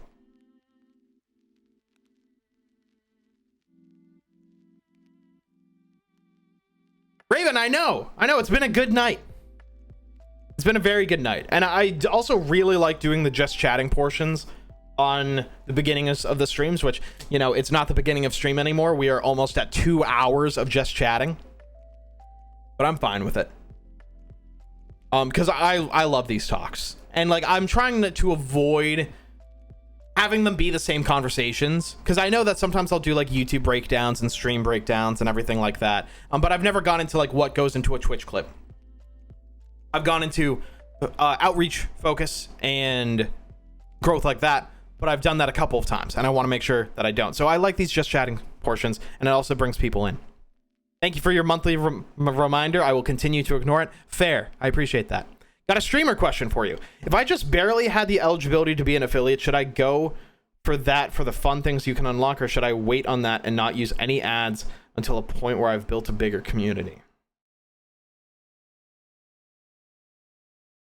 If I just barely had the eligibility to be an affiliate, should I go for that for the fun things you can unlock, or should I wait on that and not use any ads until a point where I've built a bigger community? You had me until the end where you said not use any ads until a point where I've built a bigger community. I'm not sure what you mean by not using ads.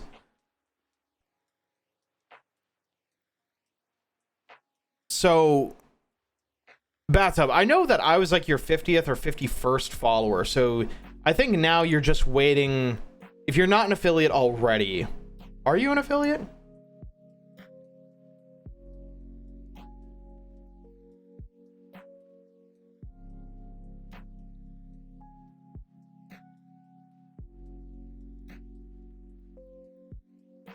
I'm checking now.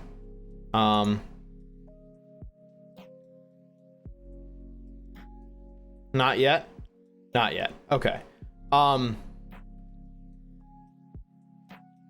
yeah, I'm gonna have to ask you to clarify a little bit, because you should be going for affiliate, because it's gonna unlock automatically. So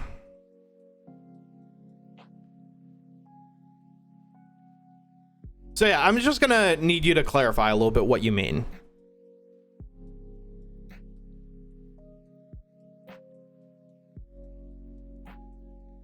Because, again, affiliate unlocks automatically. So the second you hit 7 stream days in a month, 50 followers, and an average of 3 viewers, you have no choice. Or, well, granted, that's not true. You are immediately given the option to sign up for the onboarding. I guess I'm still a little confused by Twitch stuff, but I have a friend who's been eligible for a while, and he's been holding off on being an affiliate until he reaches 1K followers or something like that, because he thinks that seeing an ad right away on a smaller streamer just causes you to lose interest. I'm pretty sure ads are going to show up on your stream anyway. You just don't get paid for them.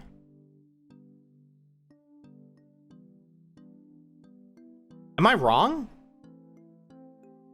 I'm like 99% sure you're still going to have ads on your channel. And I mean, you becoming an affiliate tomorrow means you're on the same exact level as me. I don't think people see ads on mine currently, but I'm not sure.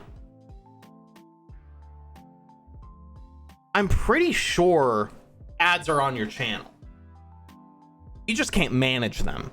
And so you have a couple of ways to do it, where go for affiliate, because you don't see ads on his. Really?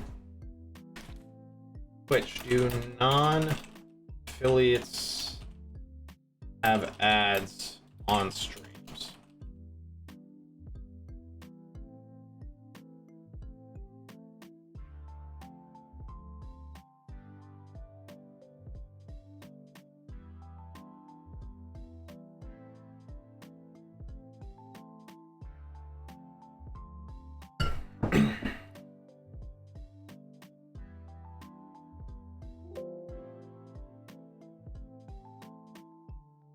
First changes we're releasing: sharing video ads revenue with affiliates and removing video ads from non-affiliate and non-partner channels so that every video ad viewers see on Twitch supports the channel. I learned something new today. Go for affiliate. Yeah, go for affiliate.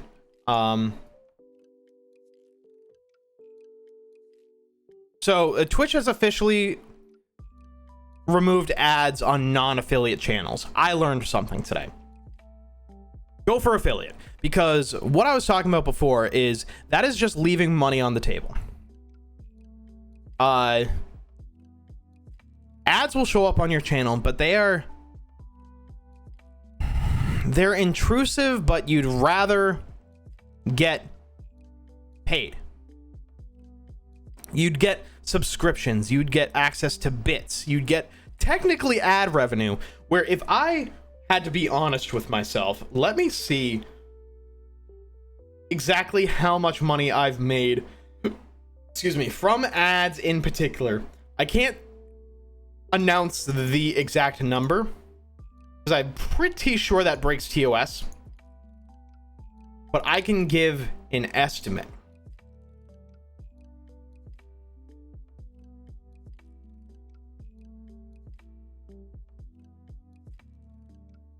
I'm leading this up for 2 points, so stay with me for a second.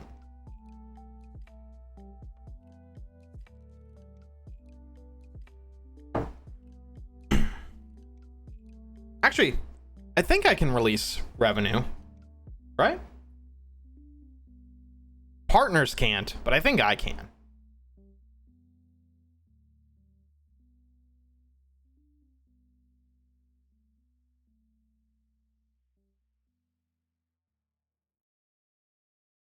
It's taking a long time to load. All right, I'm gonna move on with it. The exact number I was looking for is exactly how much money I've made from ads, and the answer is probably going to be less than $10 for the entire time that has been a feature on twitch.tv.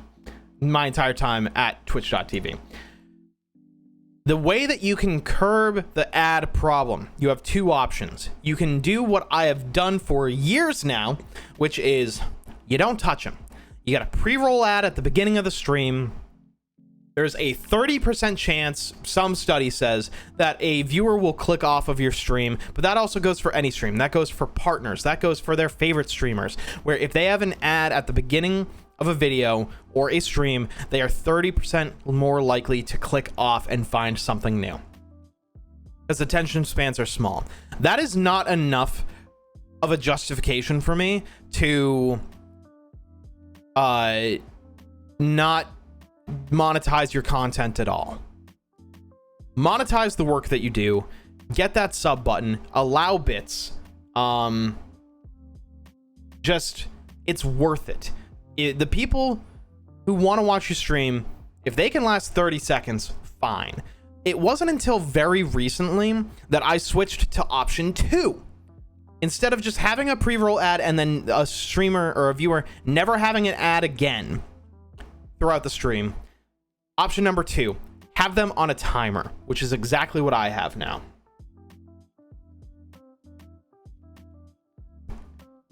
This is my ad timer, or my ad timer right here. I set it for it to be the max length between ads. So you see an ad right here is happening in 16 minutes, and then another one at an hour and 16 minutes.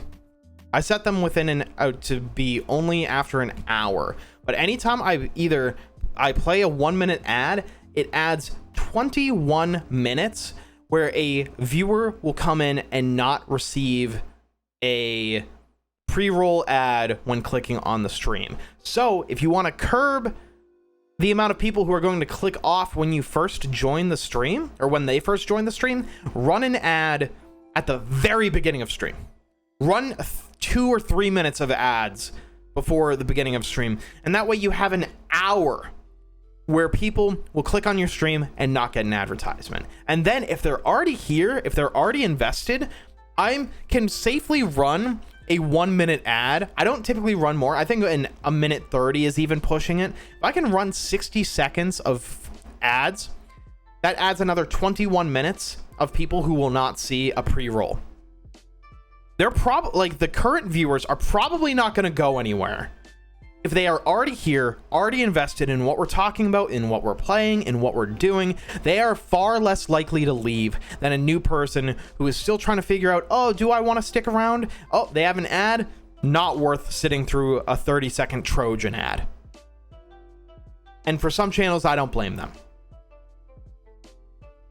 So I think it is absolutely worth it. I think your friend should go for affiliate. I think that you should go for affiliate. And the second you have the option, sign up for it, because the $5 you're going to make from one sub is worth it. Like, if you have a community and you get a few subs, why would you just leave that on the table? Plus, it's an incentive for chat too. Like, sure, we can think selfishly about being a streamer, which is perfectly fine. I want to normalize that. It is perfectly fine to think selfishly about your content, but there are also bonus perks. Again, they are bonus that you can think of for your community. You'd be able to get sub badges, emotes, bit badges, like everything like that. Opportunities for your community to jump in. And I'm pretty sure I just saw Aurelian, who is a former Twitch staff member who just left to go work to Riot. And she had just tweeted that channels with emotes, people are like 50% more likely to subscribe if you have emotes like available. And so that goes for like, or I think it's more that like affiliates with emotes have 50% more subscribers than affiliates without emotes. Some people subscribe exclusively for emotes so that they can use it in their favorite channel and then other channels. And so on top of that, that is looking for an option for that. I've also heard that affiliates and partners get a little more priority and access to different encoding options for viewers. Can confirm. I don't have that. I've had people unable to load / stick around for streams because their computer can't handle 720 or 1080p. Look at that beauty. Yeah. Can confirm. Partners have absolute priority and they get permanent encoding options. I am high priority, but I don't always get them. I actually think the Smash stream on Tuesday did not have encoding options. It was 720p or nothing. It was one of the Smash streams. So I was not chosen for the priority for 720p, but I've gotten encoding options almost every stream. I used to start up stream, see if I got encoding options, and if it was stuck at 720p, just the source, I would end stream and then restart again. Risk having the going live notifications go out a second time. But if I got encoding options the second time, I would do that. If I didn't get it 2 times in a row, I dealt with it. I think they were both 720p, 60 FPS. Really? Okay. Well, I think one of them was stuck at that. I think one of them did have options, and I know Tonight had options. Yeah, I set mine at 160p. So I definitely had options there, but I didn't on one of the Smash nights. So yes, you get higher priority for encoding as well. And so there are a bunch of different benefits for that. That's what Twitch Leecher is saying, at least. I don't think you have an option for Twitch Leecher. I think it's going to just download at the source regardless. But while you're streaming, the options are there. But yes, I'm going to say it again. Do it. Go for affiliate. Unless you have any point of contention about Twitch on its own, or you want to stream on YouTube at the same time, or you want to do anything like that, that's a whole different conversation, and that is not something I can give advice on. But if you are looking to stream exclusively on Twitch, you are looking to build your community on Twitch, I see there are almost no downsides unless you are looking at stuff like that. If you're looking to multi-stream, if you are looking for other options outside of Twitch, because you do have to sign an exclusivity contract like I have. I cannot stream on YouTube and Twitch at the same time. That is a breach of Twitch TOS. And anything that is on Twitch, like this stream right now, technically, it's not really enforced. Technically, anything that is streamed on Twitch right now has to stay on Twitch for 24 hours. Twitch has a exclusivity contract for 24 hours. After the 24 hours, it can technically go on to other platforms. Otherwise, it is a breach of contract. People don't really follow that. That is not something that you snitch on. No one really cares. But that is something that, because of that, you can't stream on YouTube and Twitch at the same exact time with the same content. That is against TOS. VIPs still get ads. Why? I don't know. I don't know why VIPs don't, but so I have made sure that subs do not have ads. I made sure of it. If you're going to stream, Twitch seems like the way to go. I agree. At the moment. YouTube seems to be creeping up, but I feel like they gained a lot of momentum and then they didn't really do anything with it. They got a bunch of big names. Nothing to really follow up with. Granted, things take time. They fixed their discoverability a little bit. They actually have sort of pseudo directories now where they didn't before. It would just have to be, oh, I found you in the recommendation tab on the left side of my screen, or I'm already subscribed to you on YouTube. That's the way you get viewers on YouTube. So YouTube seems to be the good choice for someone who is already established. They're going to have better time than someone like a zero viewer Andy. The only thing that scares me on Twitch is the recent super focus on copyrighted music, which is why right now we are listening to non-copyrighted music. There are plenty of options for you, though. Hydrate. Thank you. There are plenty of options for you, though. I am right now listening to Stream Beats by Harris Heller. Harris Heller, stream doctor, runs Alpha Gaming on YouTube. He created an entire record label of DMCA free music, and it's genuinely good. It's not like old school free music that is just bad songs, but oh hey, it's elevator music, it's DMCA free. This shit's really good. This is just on autoplay. Alpha Gaming is awesome, and so they have hundreds of songs that are on YouTube. They're on Spotify, direct download links on their website, so you don't have to run through a streaming service. You can just have the sound files on your computer and play them that way. So Stream Beats, it's very, very good.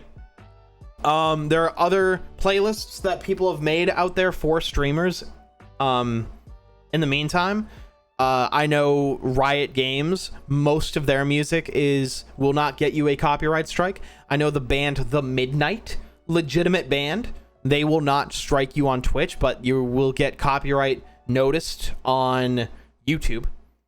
So every video that has a video, or every video that I have that has a song from The Midnight, I can't monetize. But on Twitch, you won't get in trouble. Previous mentioned friend wants to do a karaoke stream and we're still unsure how to make that work. That's not going to happen. Or if it does, you are like, they're running a risk, a big risk. I wouldn't do that. Unless you find somehow an entire playlist of DMCA free songs to sing karaoke to. It's not happening anymore because Twitch Sings was shut down last year. Twitch Sings isn't a thing anymore. They shut down the service, which means all of those songs are not available anymore.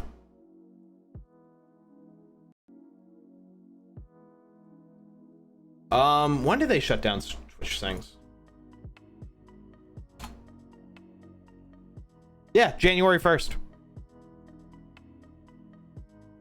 Yeah, so that was wrapped up at the beginning of 2021. Great thinking. You're absolutely right. If that was the thing. So rest in peace to that. So I would advise your friend to not do a karaoke stream. Because that is asking for a strike on your channel and one step closer to being banned. I hate to be that way, but... Oh. What happened to my camera?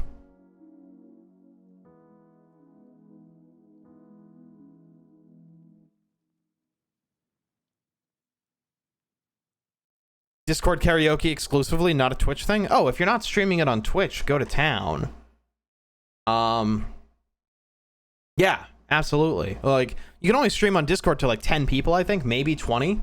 But yeah, do it with his, like, let him do it with his community. Like, that sounds awesome. It's like how people do movie nights on Discord, where they all just like share a screen. Like one person shares Netflix and then they all watch a movie together. Or like we can do movie nights on Twitch itself. If I'm a Prime member and every other viewer is a Prime member, we can watch anything on Amazon Prime. So you have to have Prime to join that stream. But we could do that. I know Gassy Mexican just straight up watches Star Trek with his community, and they all have to be Prime members, but they do that on Twitch through the stream, which is something we could do. I don't know why my chroma key is kind of messed up right now. My sweatshirt is all like staticky, and I know it has been. I know this isn't new.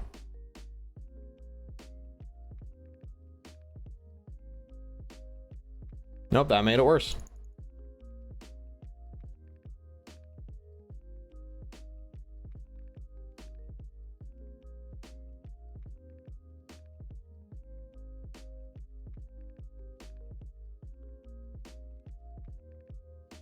All right, that should be a little bit better. Me who doesn't have Prime? Ooh, yeah. So if we ever do that, goodbye, sheep. By the way, Squake, Jackbox 8 came out last week. I saw that Jackbox 8 came out last week, and I saw that people were like really hyping it up, or at least Jackbox was. A lot more marketing went into this game in this bundle than others. So I might have to pick that up. Have you tried it?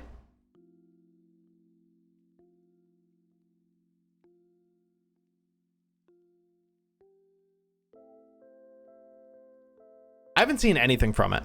I've heard nothing about it until I saw it on the Steam page. Oh, okay. Yeah, no, their Twitter has been blowing up. They've been really pushing hard on on marketing that. Like way more than others. I don't know why they really went hard on it, but yeah, they were really amping it up.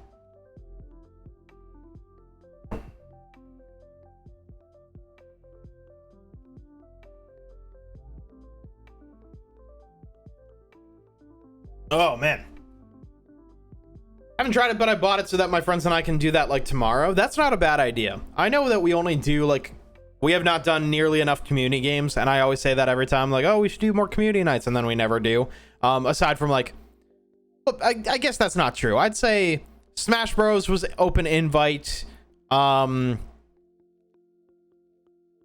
else? Minecraft is always open invite for subs anyway. So we do community nights like that. So we've done a couple of them since the 5-year stream anniversary stream, but maybe it's time to do a Jackbox game soon.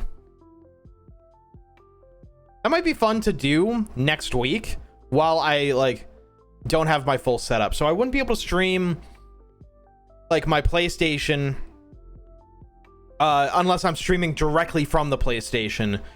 Wouldn't be able to stream any Switch games at all. Maybe laptop games, but like maybe buying Jackbox would be pretty fun.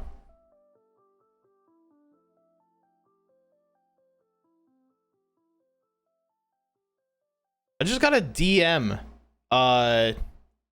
saying, "Oh, do you want to get famous?" Shut the fuck up. I thought that was only chat messages. We can do words on PC. Oh, like words on stream?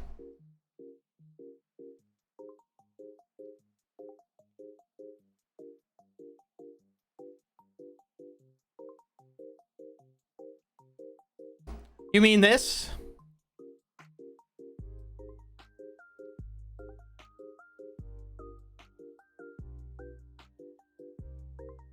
I saw, who was it? Tinbot doing it. Where we can just do this. Words on stream. And we can just do this. It's not a bad idea.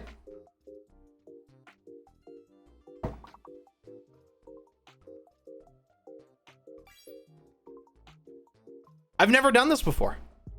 I linked my Twitch account, but I've never actually done this.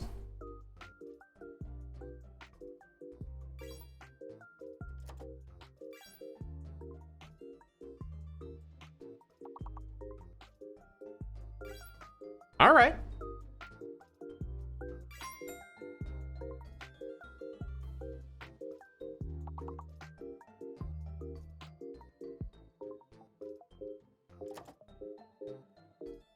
Oh, come on. It's right there. Someone's got to get it. Thank you. Thank you, Banana. What's up, Banana? How you doing tonight? I was like, it was all but like 2 letters were mixed up. So yeah, if we are thinking about like stuff to do on stream, this is something that we can do during the just chatting portions. I can also do this when I like go to the bathroom.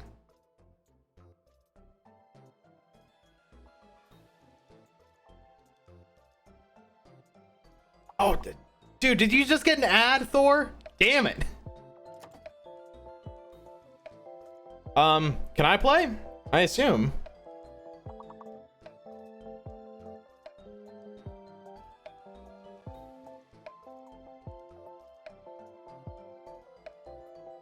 I can't think of any other words.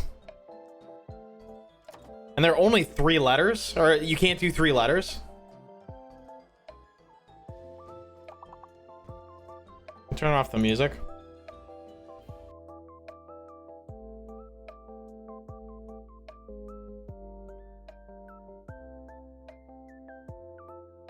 Incel? Jesus. Words on stream. Banana with the 10 points. Are there that many words?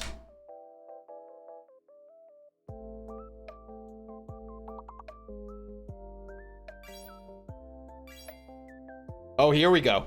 We got him coming in. Goal is 26 points. Oh my God. Oh yeah, we got this. What do we have here?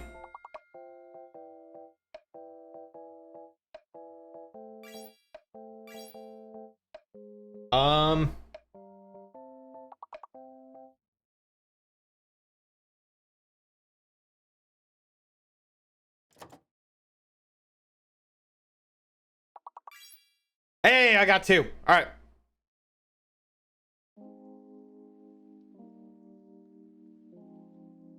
Yeah, we already got Tram. Rome, Ammo, Adam, Mart.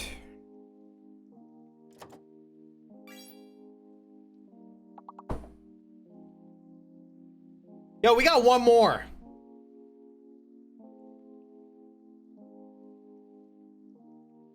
Got ammo. Hey, Rhoda. The fuck is Rhoda?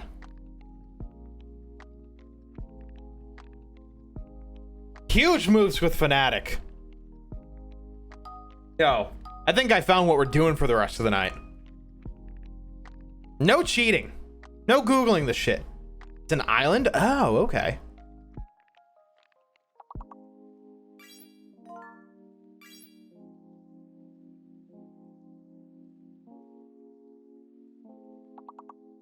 I got one.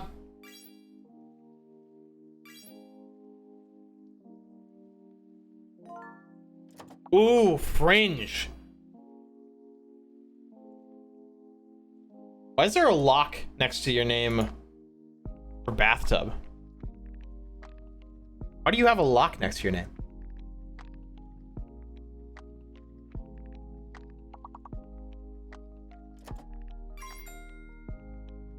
All right, time.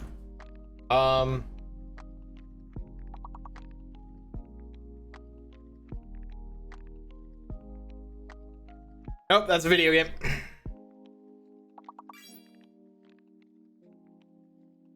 Oh, to prevent spamming. Oh, okay. So you only get one answer per like section of the timer. Okay. Smart.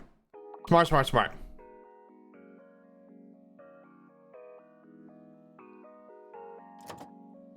When I said we were just vibing tonight, I didn't realize we would be vibing tonight.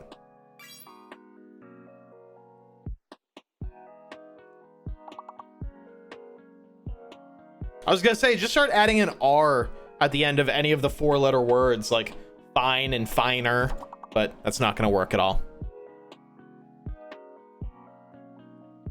Is Ferg a word? We're gonna have to start breaking out the Scrabble dictionary.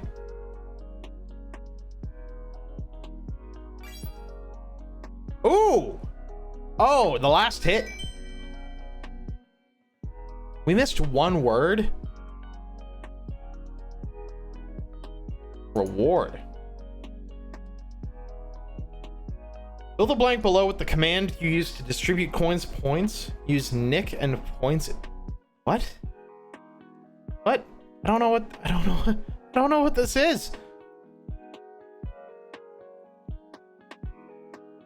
Oh, is this for like channel points or whatever? We don't have those. Money is dead.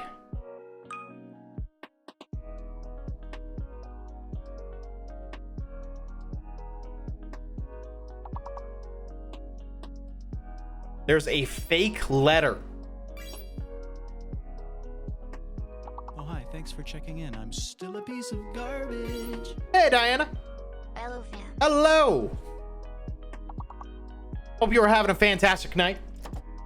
As always, thank you so much for the 8 months, especially using the Prime, making the smart decision. Welcome back to the Thunder Buddies. Enjoy your emotes, your ad-free viewing, your exclusive role in the Thunder Buddy Discord, but I don't need to tell you that.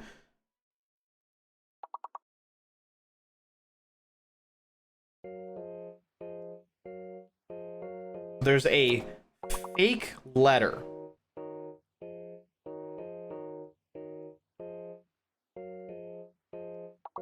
So it's not L-I-D-O-E-B. Damn. Is the fake letter A? Boiled. That means the fake letter is A. Yeah, stop using A. Yep, Tyler. Fnatic got it first, I think. Yep.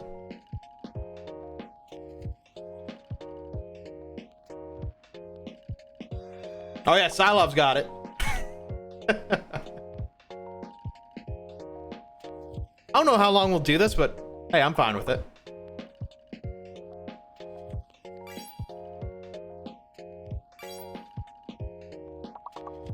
Oiled. Hot.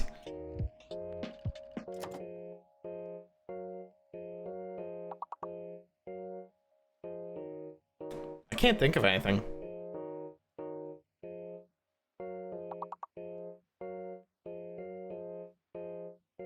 Yeah.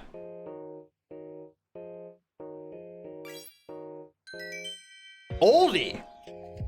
God, with the last hits coming in. Banana Susanna at the top for that one. Fnatic still holding strong overall.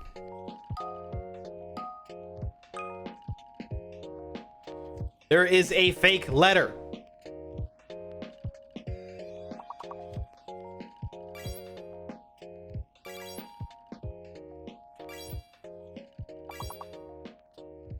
We have no G's yet.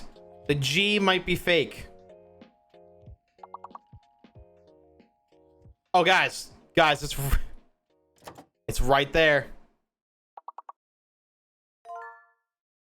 Time got it. Hell yeah. Yeah, G is fake.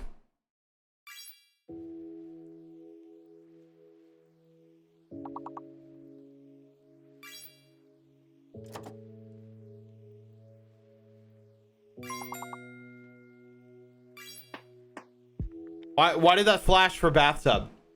Why was mate the magic word? Oh, did it just say the G was fake? Oh, okay. Never mind. JK. As I'm about to like go type a word, you guys are beating me to it.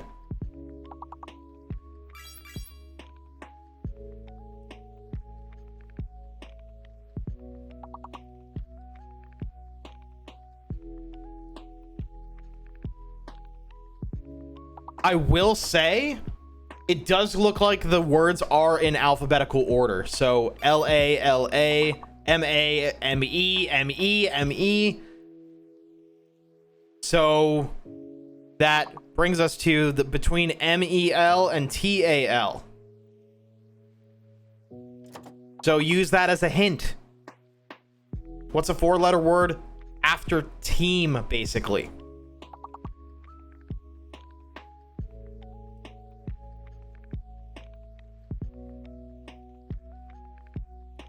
That was a good round.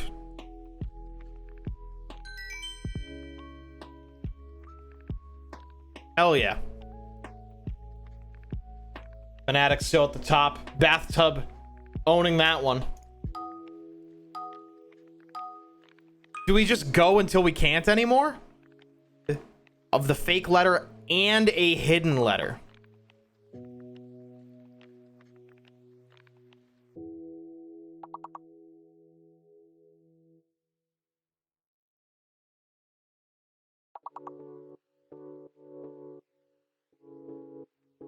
Oh, there's no N.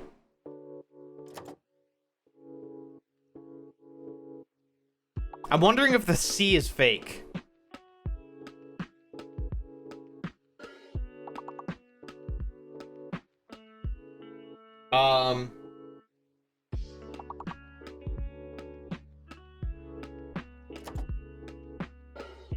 It's gotta be the S? I don't know. It might be the C.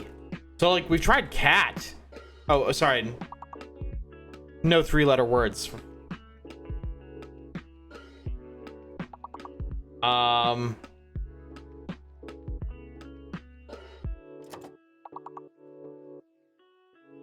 Wow. Yeah, we gotta remember there is a hidden letter, which could be anything.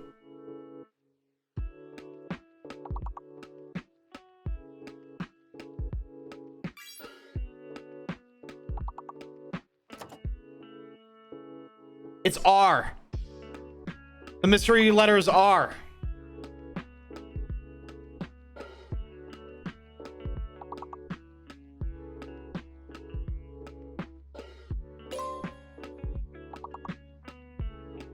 What do you mean rats isn't it?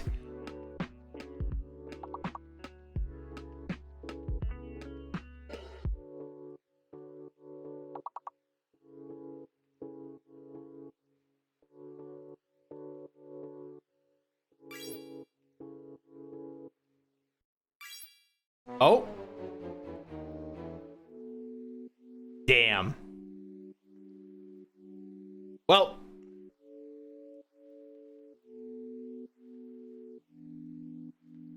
That wasn't bad. That one was really hard. That was dumb. Well, Fnatic is our winner for the for this round. Again, I don't understand this reward or anything. But hey, awesome job.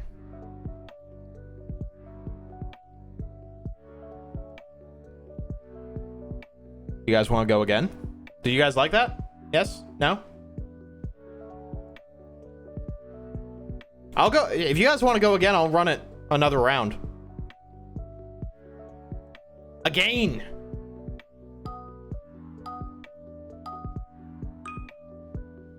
Nips! I'm sorry, I shouldn't be shouting out the answers like that.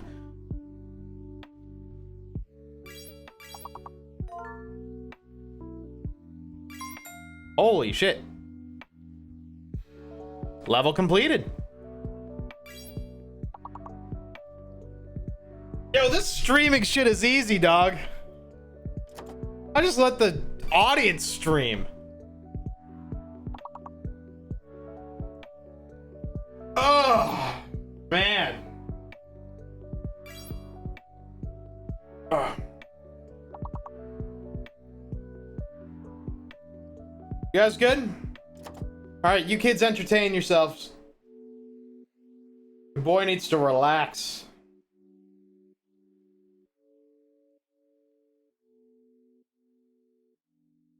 Come on, you got 2 more. He'll figure it out.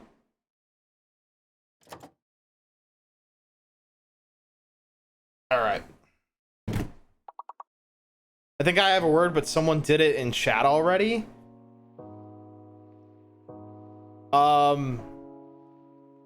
Sphinx was really the best one.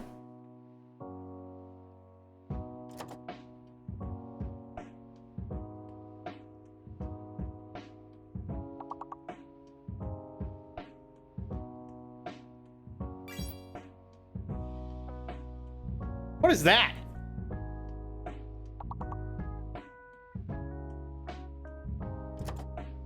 Yeah, it doesn't hurt to submit it.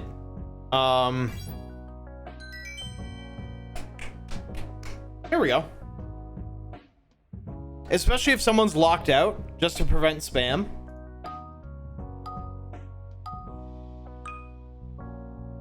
What the fuck?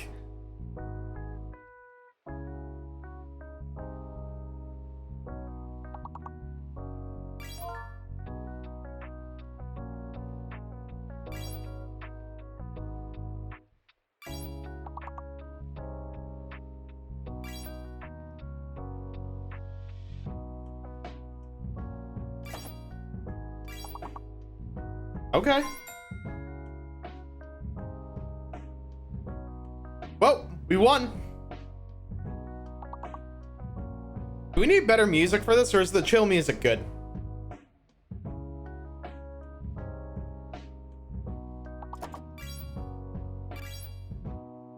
No proper nouns. No names, no states, no companies. No kinks. Looking at you, Fanatic. And Raven.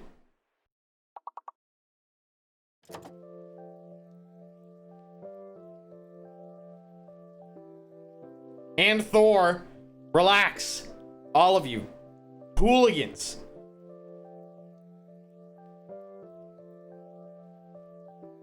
What's another 6-letter word we can get out of this?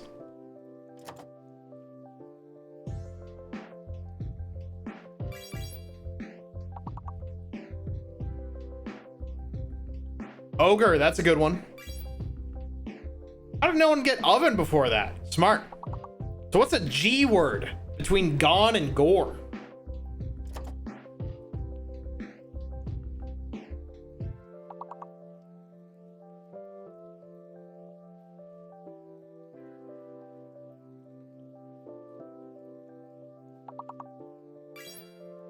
Goon! I was like, what's a double O? Just missed one. It was a 6-letter word. Not bad. Sheepy Boy took that level. Fanatic still on top. We go. Dude, we are doing this every stream, all stream for the rest of eternity. kick my feet up. Oh, man.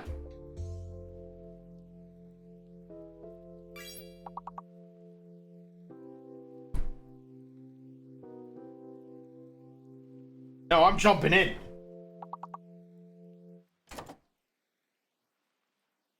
N is the fake letter. Yeah.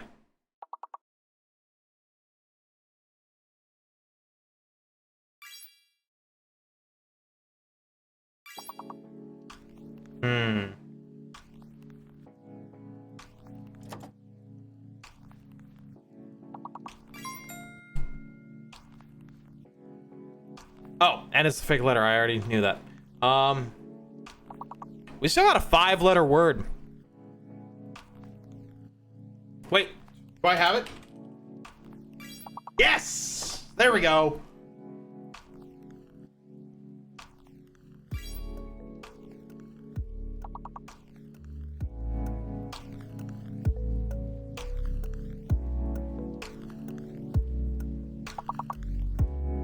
Dude, this is dope. I want more games like this.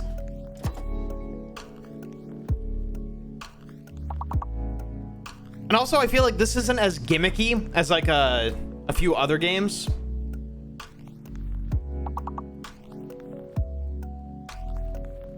Like, maybe I shouldn't shit talk, but like, I personally wouldn't put like stream raiders on my stream because having to do that every half an hour, I feel like that would get old. Like, when we're in the mood for it, to just throw up words on stream, I'd totally be fine with that. Literally said harem in the beginning, right after hair. You might have been locked out.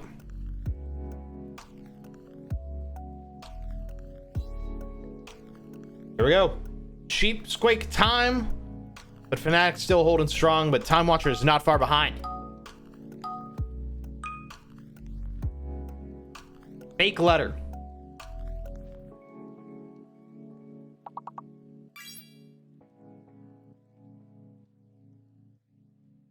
So T-O-T-E, that leaves B-O, I'm sorry, B-I-L.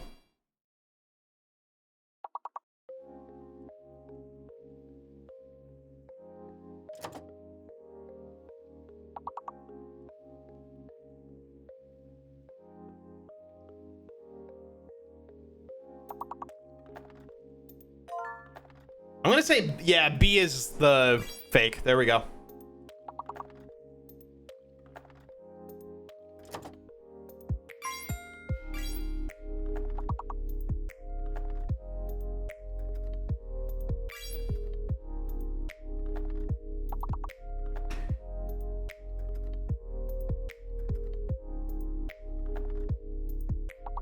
I'm glad it tells you, like, once you kind of, once enough time passes, what the fake is. Oh, come on. We got one more. It's after L.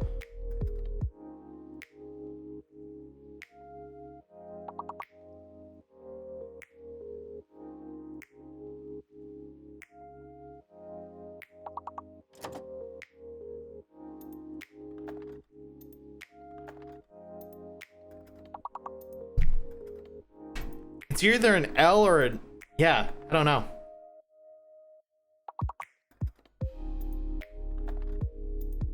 Is there a T-E word?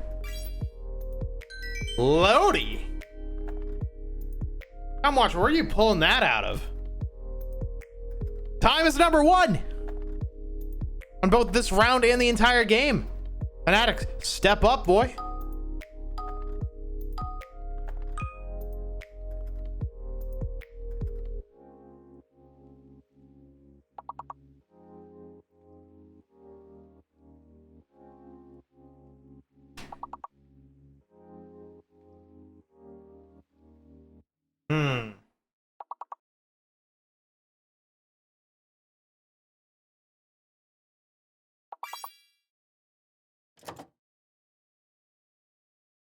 P-H-O-R-D. We haven't figured out the mystery letter yet, but...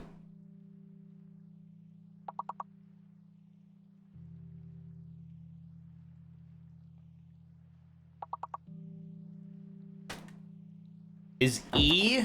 I think E might be the fake. A is the mystery. A is the mystery, E is the fake.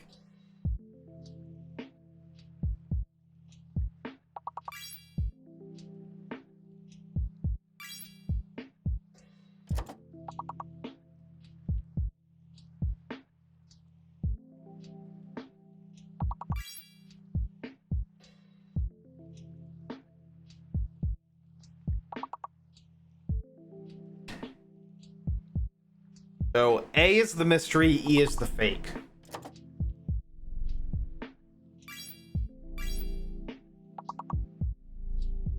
How do you make a 7-letter word out of that?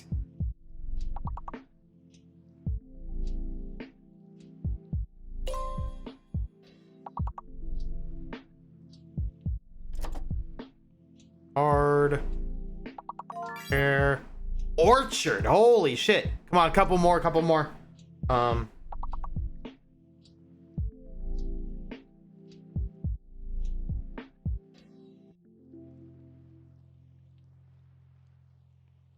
Damn. Ah, that's a shame.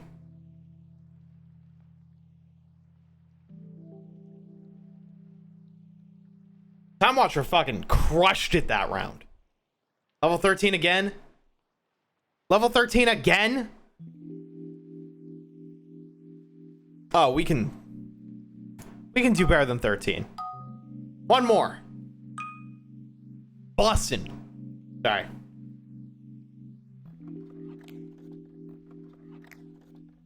Nope, there's no E.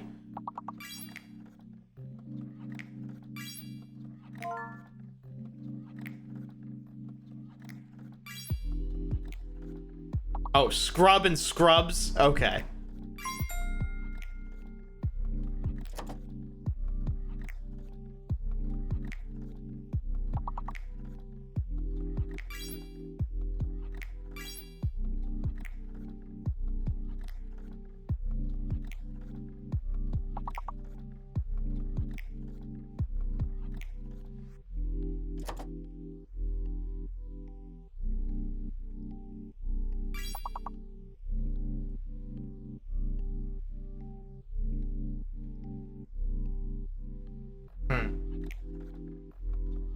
We already won, so I know it's level 1. I'm not so sure about how much more we need, but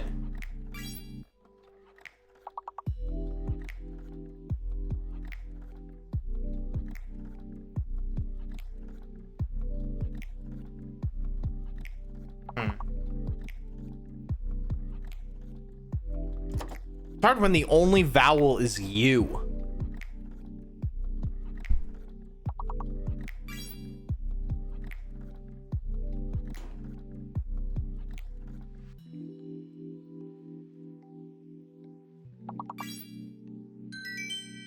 There we go.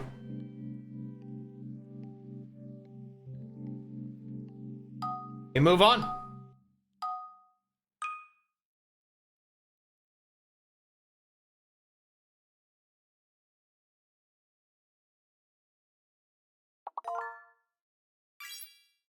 I see the answers, or I see the letters a few seconds before, so I didn't want to throw turnip up immediately because I felt that was unfair.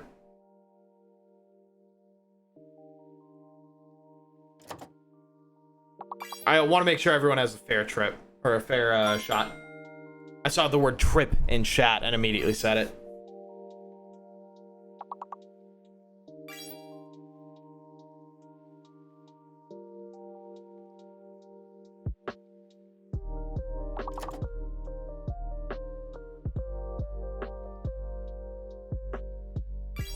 Find, punt, ruin's a good one. Earn.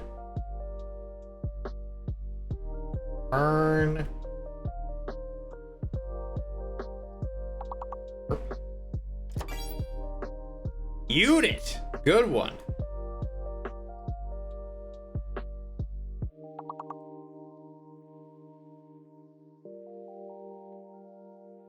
Five-letter word after PR.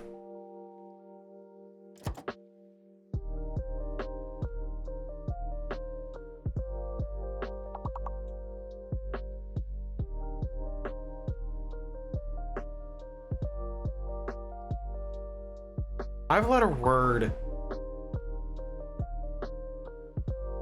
There's no E.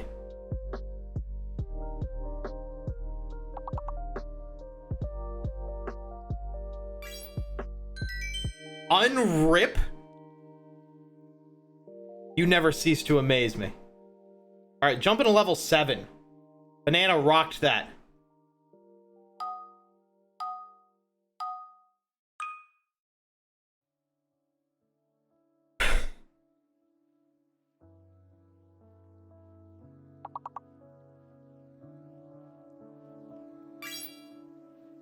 There's a fake letter.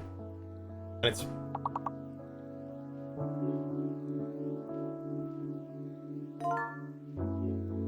Damn it, sheep!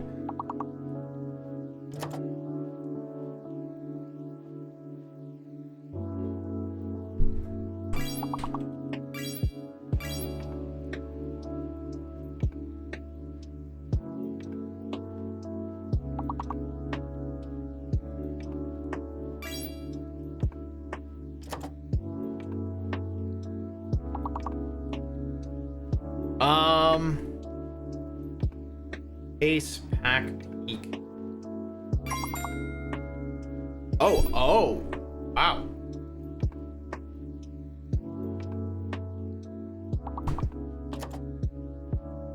I'm really struggling with this one.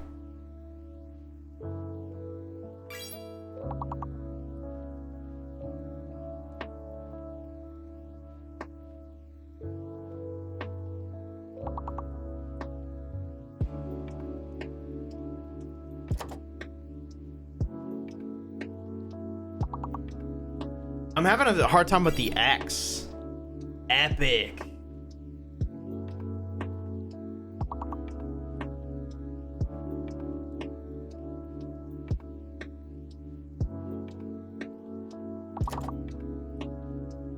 Pickaxe was a good one.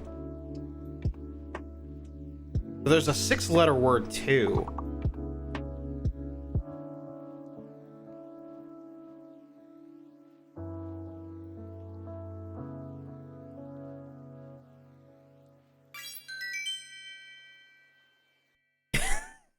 Time. Come on. How do you do that? Time rocked that one. Level 9. As long as we get to 13. Old man's.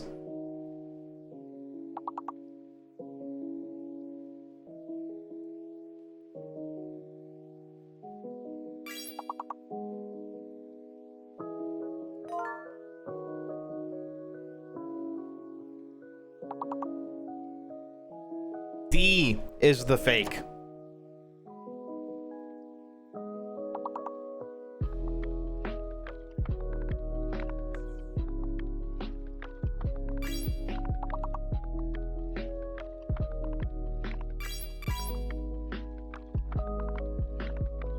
Oh god, yeah, smart move going for the S. I didn't go for the plural of moans. Just one singular moan.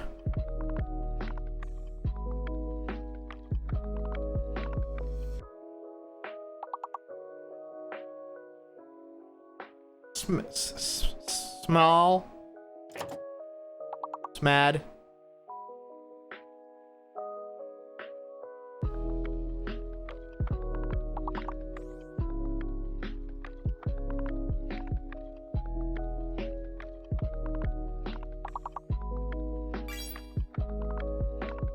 That's not a word.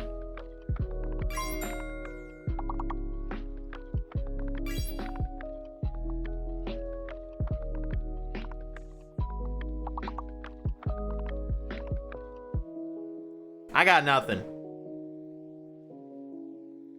You guys look ridiculous in chat right now. Just shouting out nonsense. You look foolish. And we just hit our goal, so we are good. Tyler, no proper nouns. You know better than that. You've played Scrabble. I assume.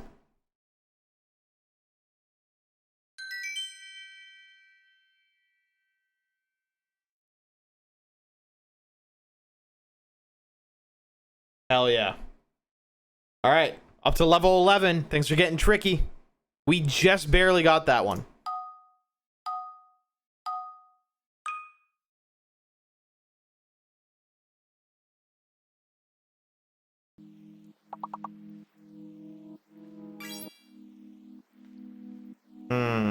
So there's only a fake letter. There's not a mystery one.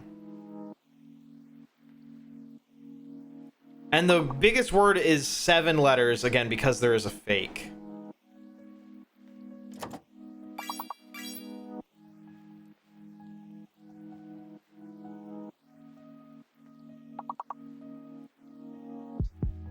So Pineoh.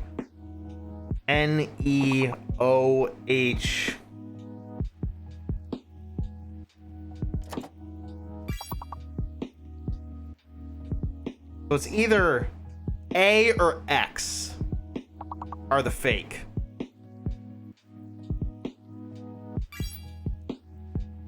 I'm gonna try and find an A word.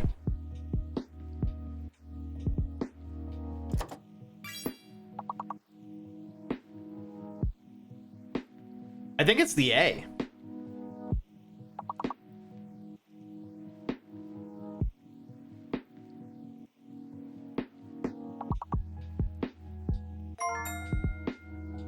There we go.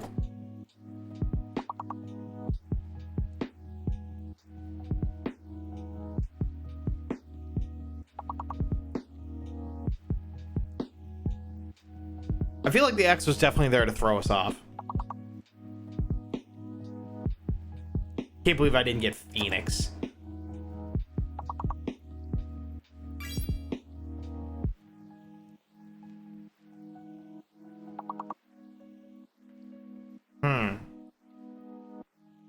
I kind of wish it told you what words were missing, but I also kind of don't mind.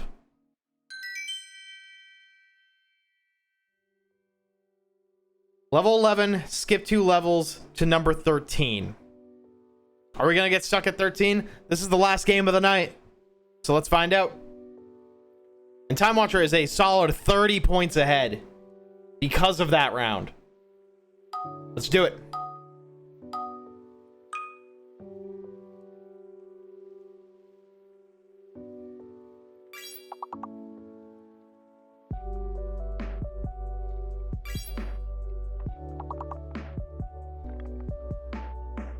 So yeah, try a few different things because there is a mystery.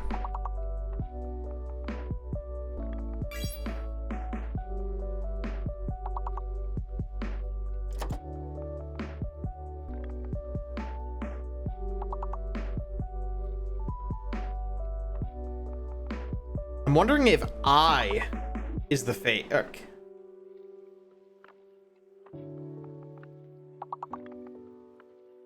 Although lame didn't work, so it might... Oh, no, there's no L.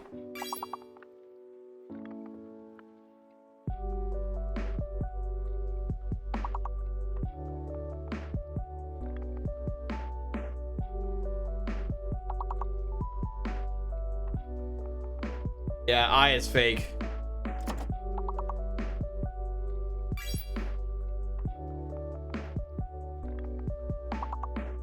But we still don't have the letter.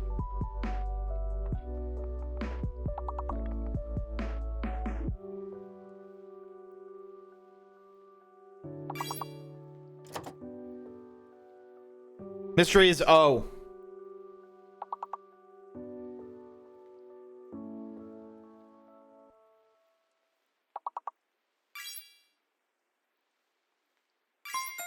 We made it! We made it!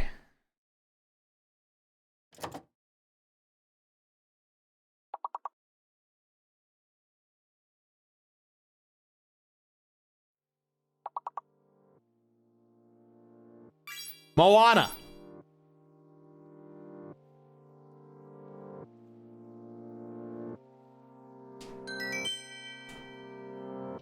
Hey, we've already won. And so if we lose on level 15, I am okay with that. Bathtub. Crazy, dude. Look at you. Let's roll. If we die, we die. Oh, that is limited.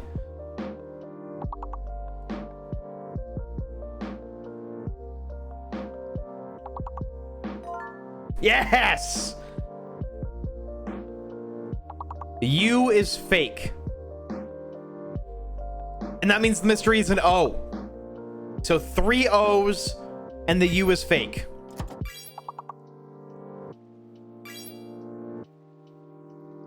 Think of a lot of double O's. There we go.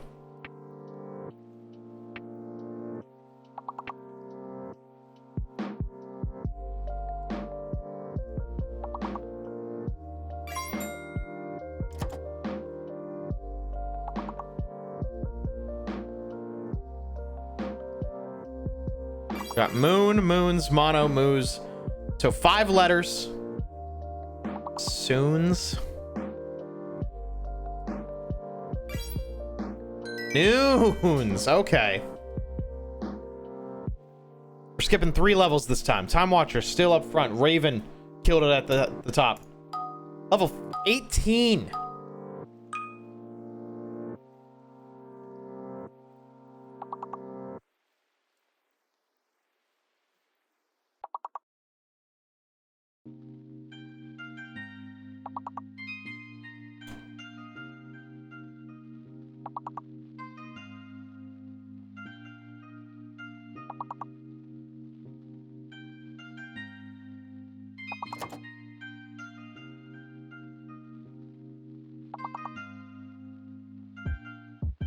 Uh-oh.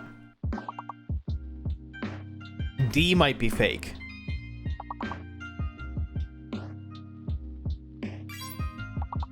Nope. Maned. M-A-N-E-D. L might be fake.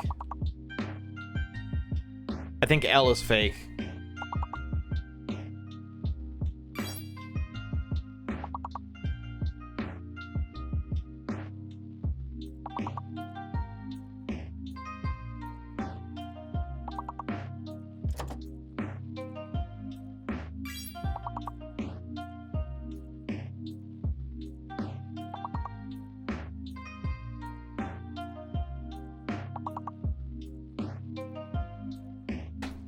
I'm not feeling good about this one.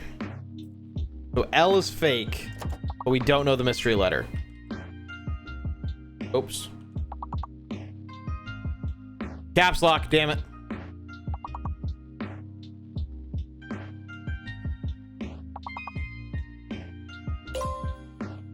I. Oh, the last one's I.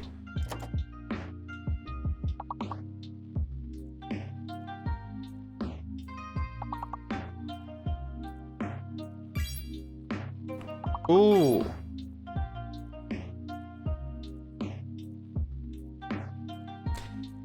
Hey, good effort. Good effort.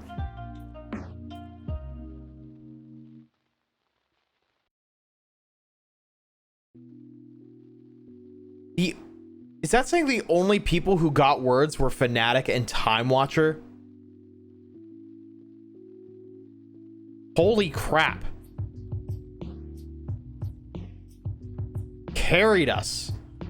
Good job, everybody. That's a hell of a game to end off on. Rough round. Yeah.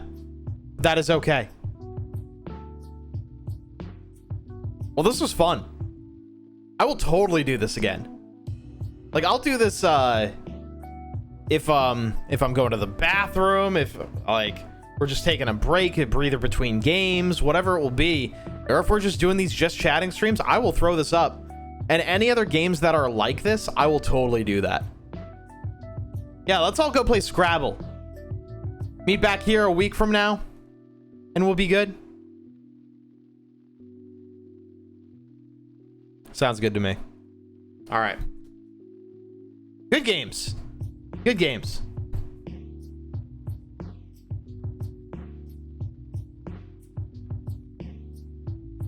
And you're at your fams, you can stream this as well. And that's kind of what I'm thinking. Like, this is another option that we can do. I have a few Jackbox games on Steam that are pretty easy to run. And it's a new laptop. So I can just, like, have stream up on, like, an iPad. And do whatever with that. Cheap brain slow, need more training. Yeah, let's all brush up on our English. And we'll be good to go. But yeah. I think that's a good one to end off on. Plus, I have been doing just chatting for 3 hours now. We will not be jumping into a game tonight. If that wasn't clear an hour and a half ago, that is not what we're doing tonight. I hope you guys had fun, because I had a blast. Tonight was a cool just to chill and just to relax. Good thing Thor asked about the game. I know. I've had it bookmarked this whole time, but I've never busted it out. Chat timeout fucked you. That's all I have to say. Oh, for like preventing you from saying more words in game. Yeah. Yep. I don't know why I just did that. But yeah, Thor, good job. This was awesome. And it gives me an idea for like Jackbox games. This, like, you know. I saw that they made Gartic Phone too, which I've never actually watched. I hear that's better for voice calls though, or that's what they said.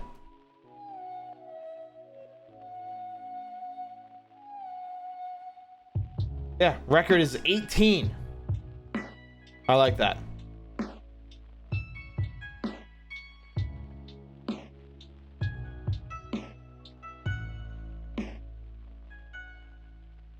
Oh, there's an autopilot too. And so like if I do like step away or go AFK, it'll just run through. That's cool.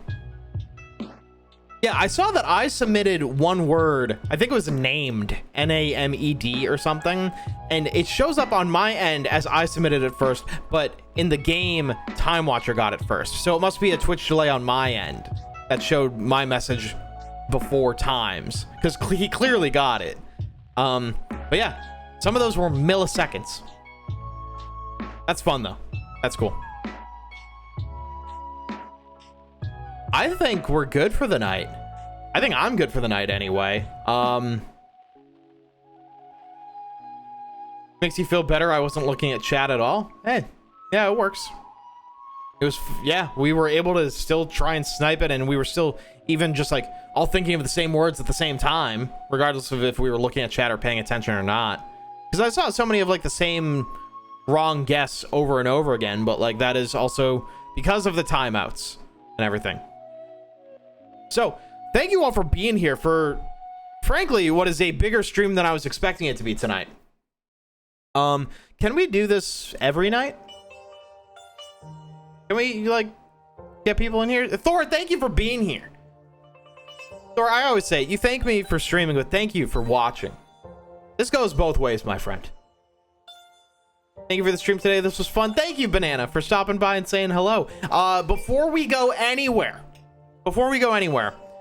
this was too big of a stream to not raid someone. So we definitely have to find someone.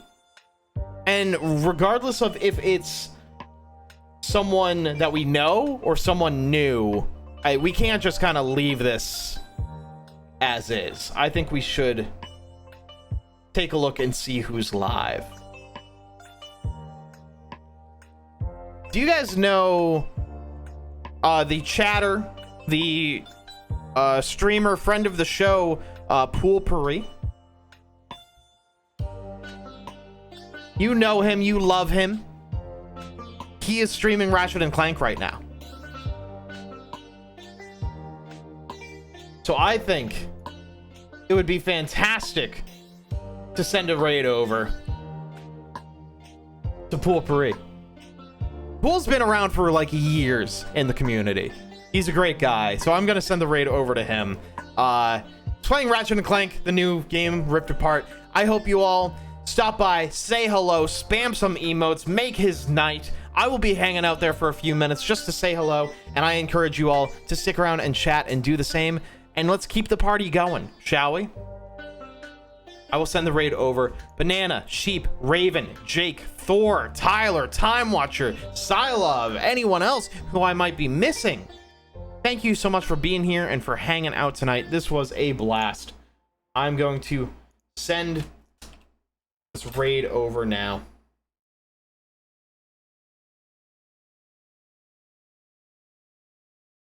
Also, I just saw Raven. I just saw your message. Shut up. She just DMs me after I got that DM. She's like, "Hey, yo, kid, you want to get famous? Boy, do I. What do you got for me?" O-U-R-R-I. Is the raid going through? Yes, it is. Nice. All right. I will be in the chat. Get emotes ready. Get a raid message ready. Jumping in the pool. I like it. I encourage you all to follow him, hang out. I will be there for a little bit. Thank you all for a fantastic last stream before streams get weird next week. They're going to be low budget, but we'll try and make them fun. I'm determined to stick to the schedule, and if you'll be here, I'll be here. Thank you for joining the raid. Be ready to get transferred over. I hope you have a wonderful rest of your night. Get those raid messages and emotes going. I will see you on Tuesday. Have a good one. Sunday. Damn it. Sunday. Bye-bye.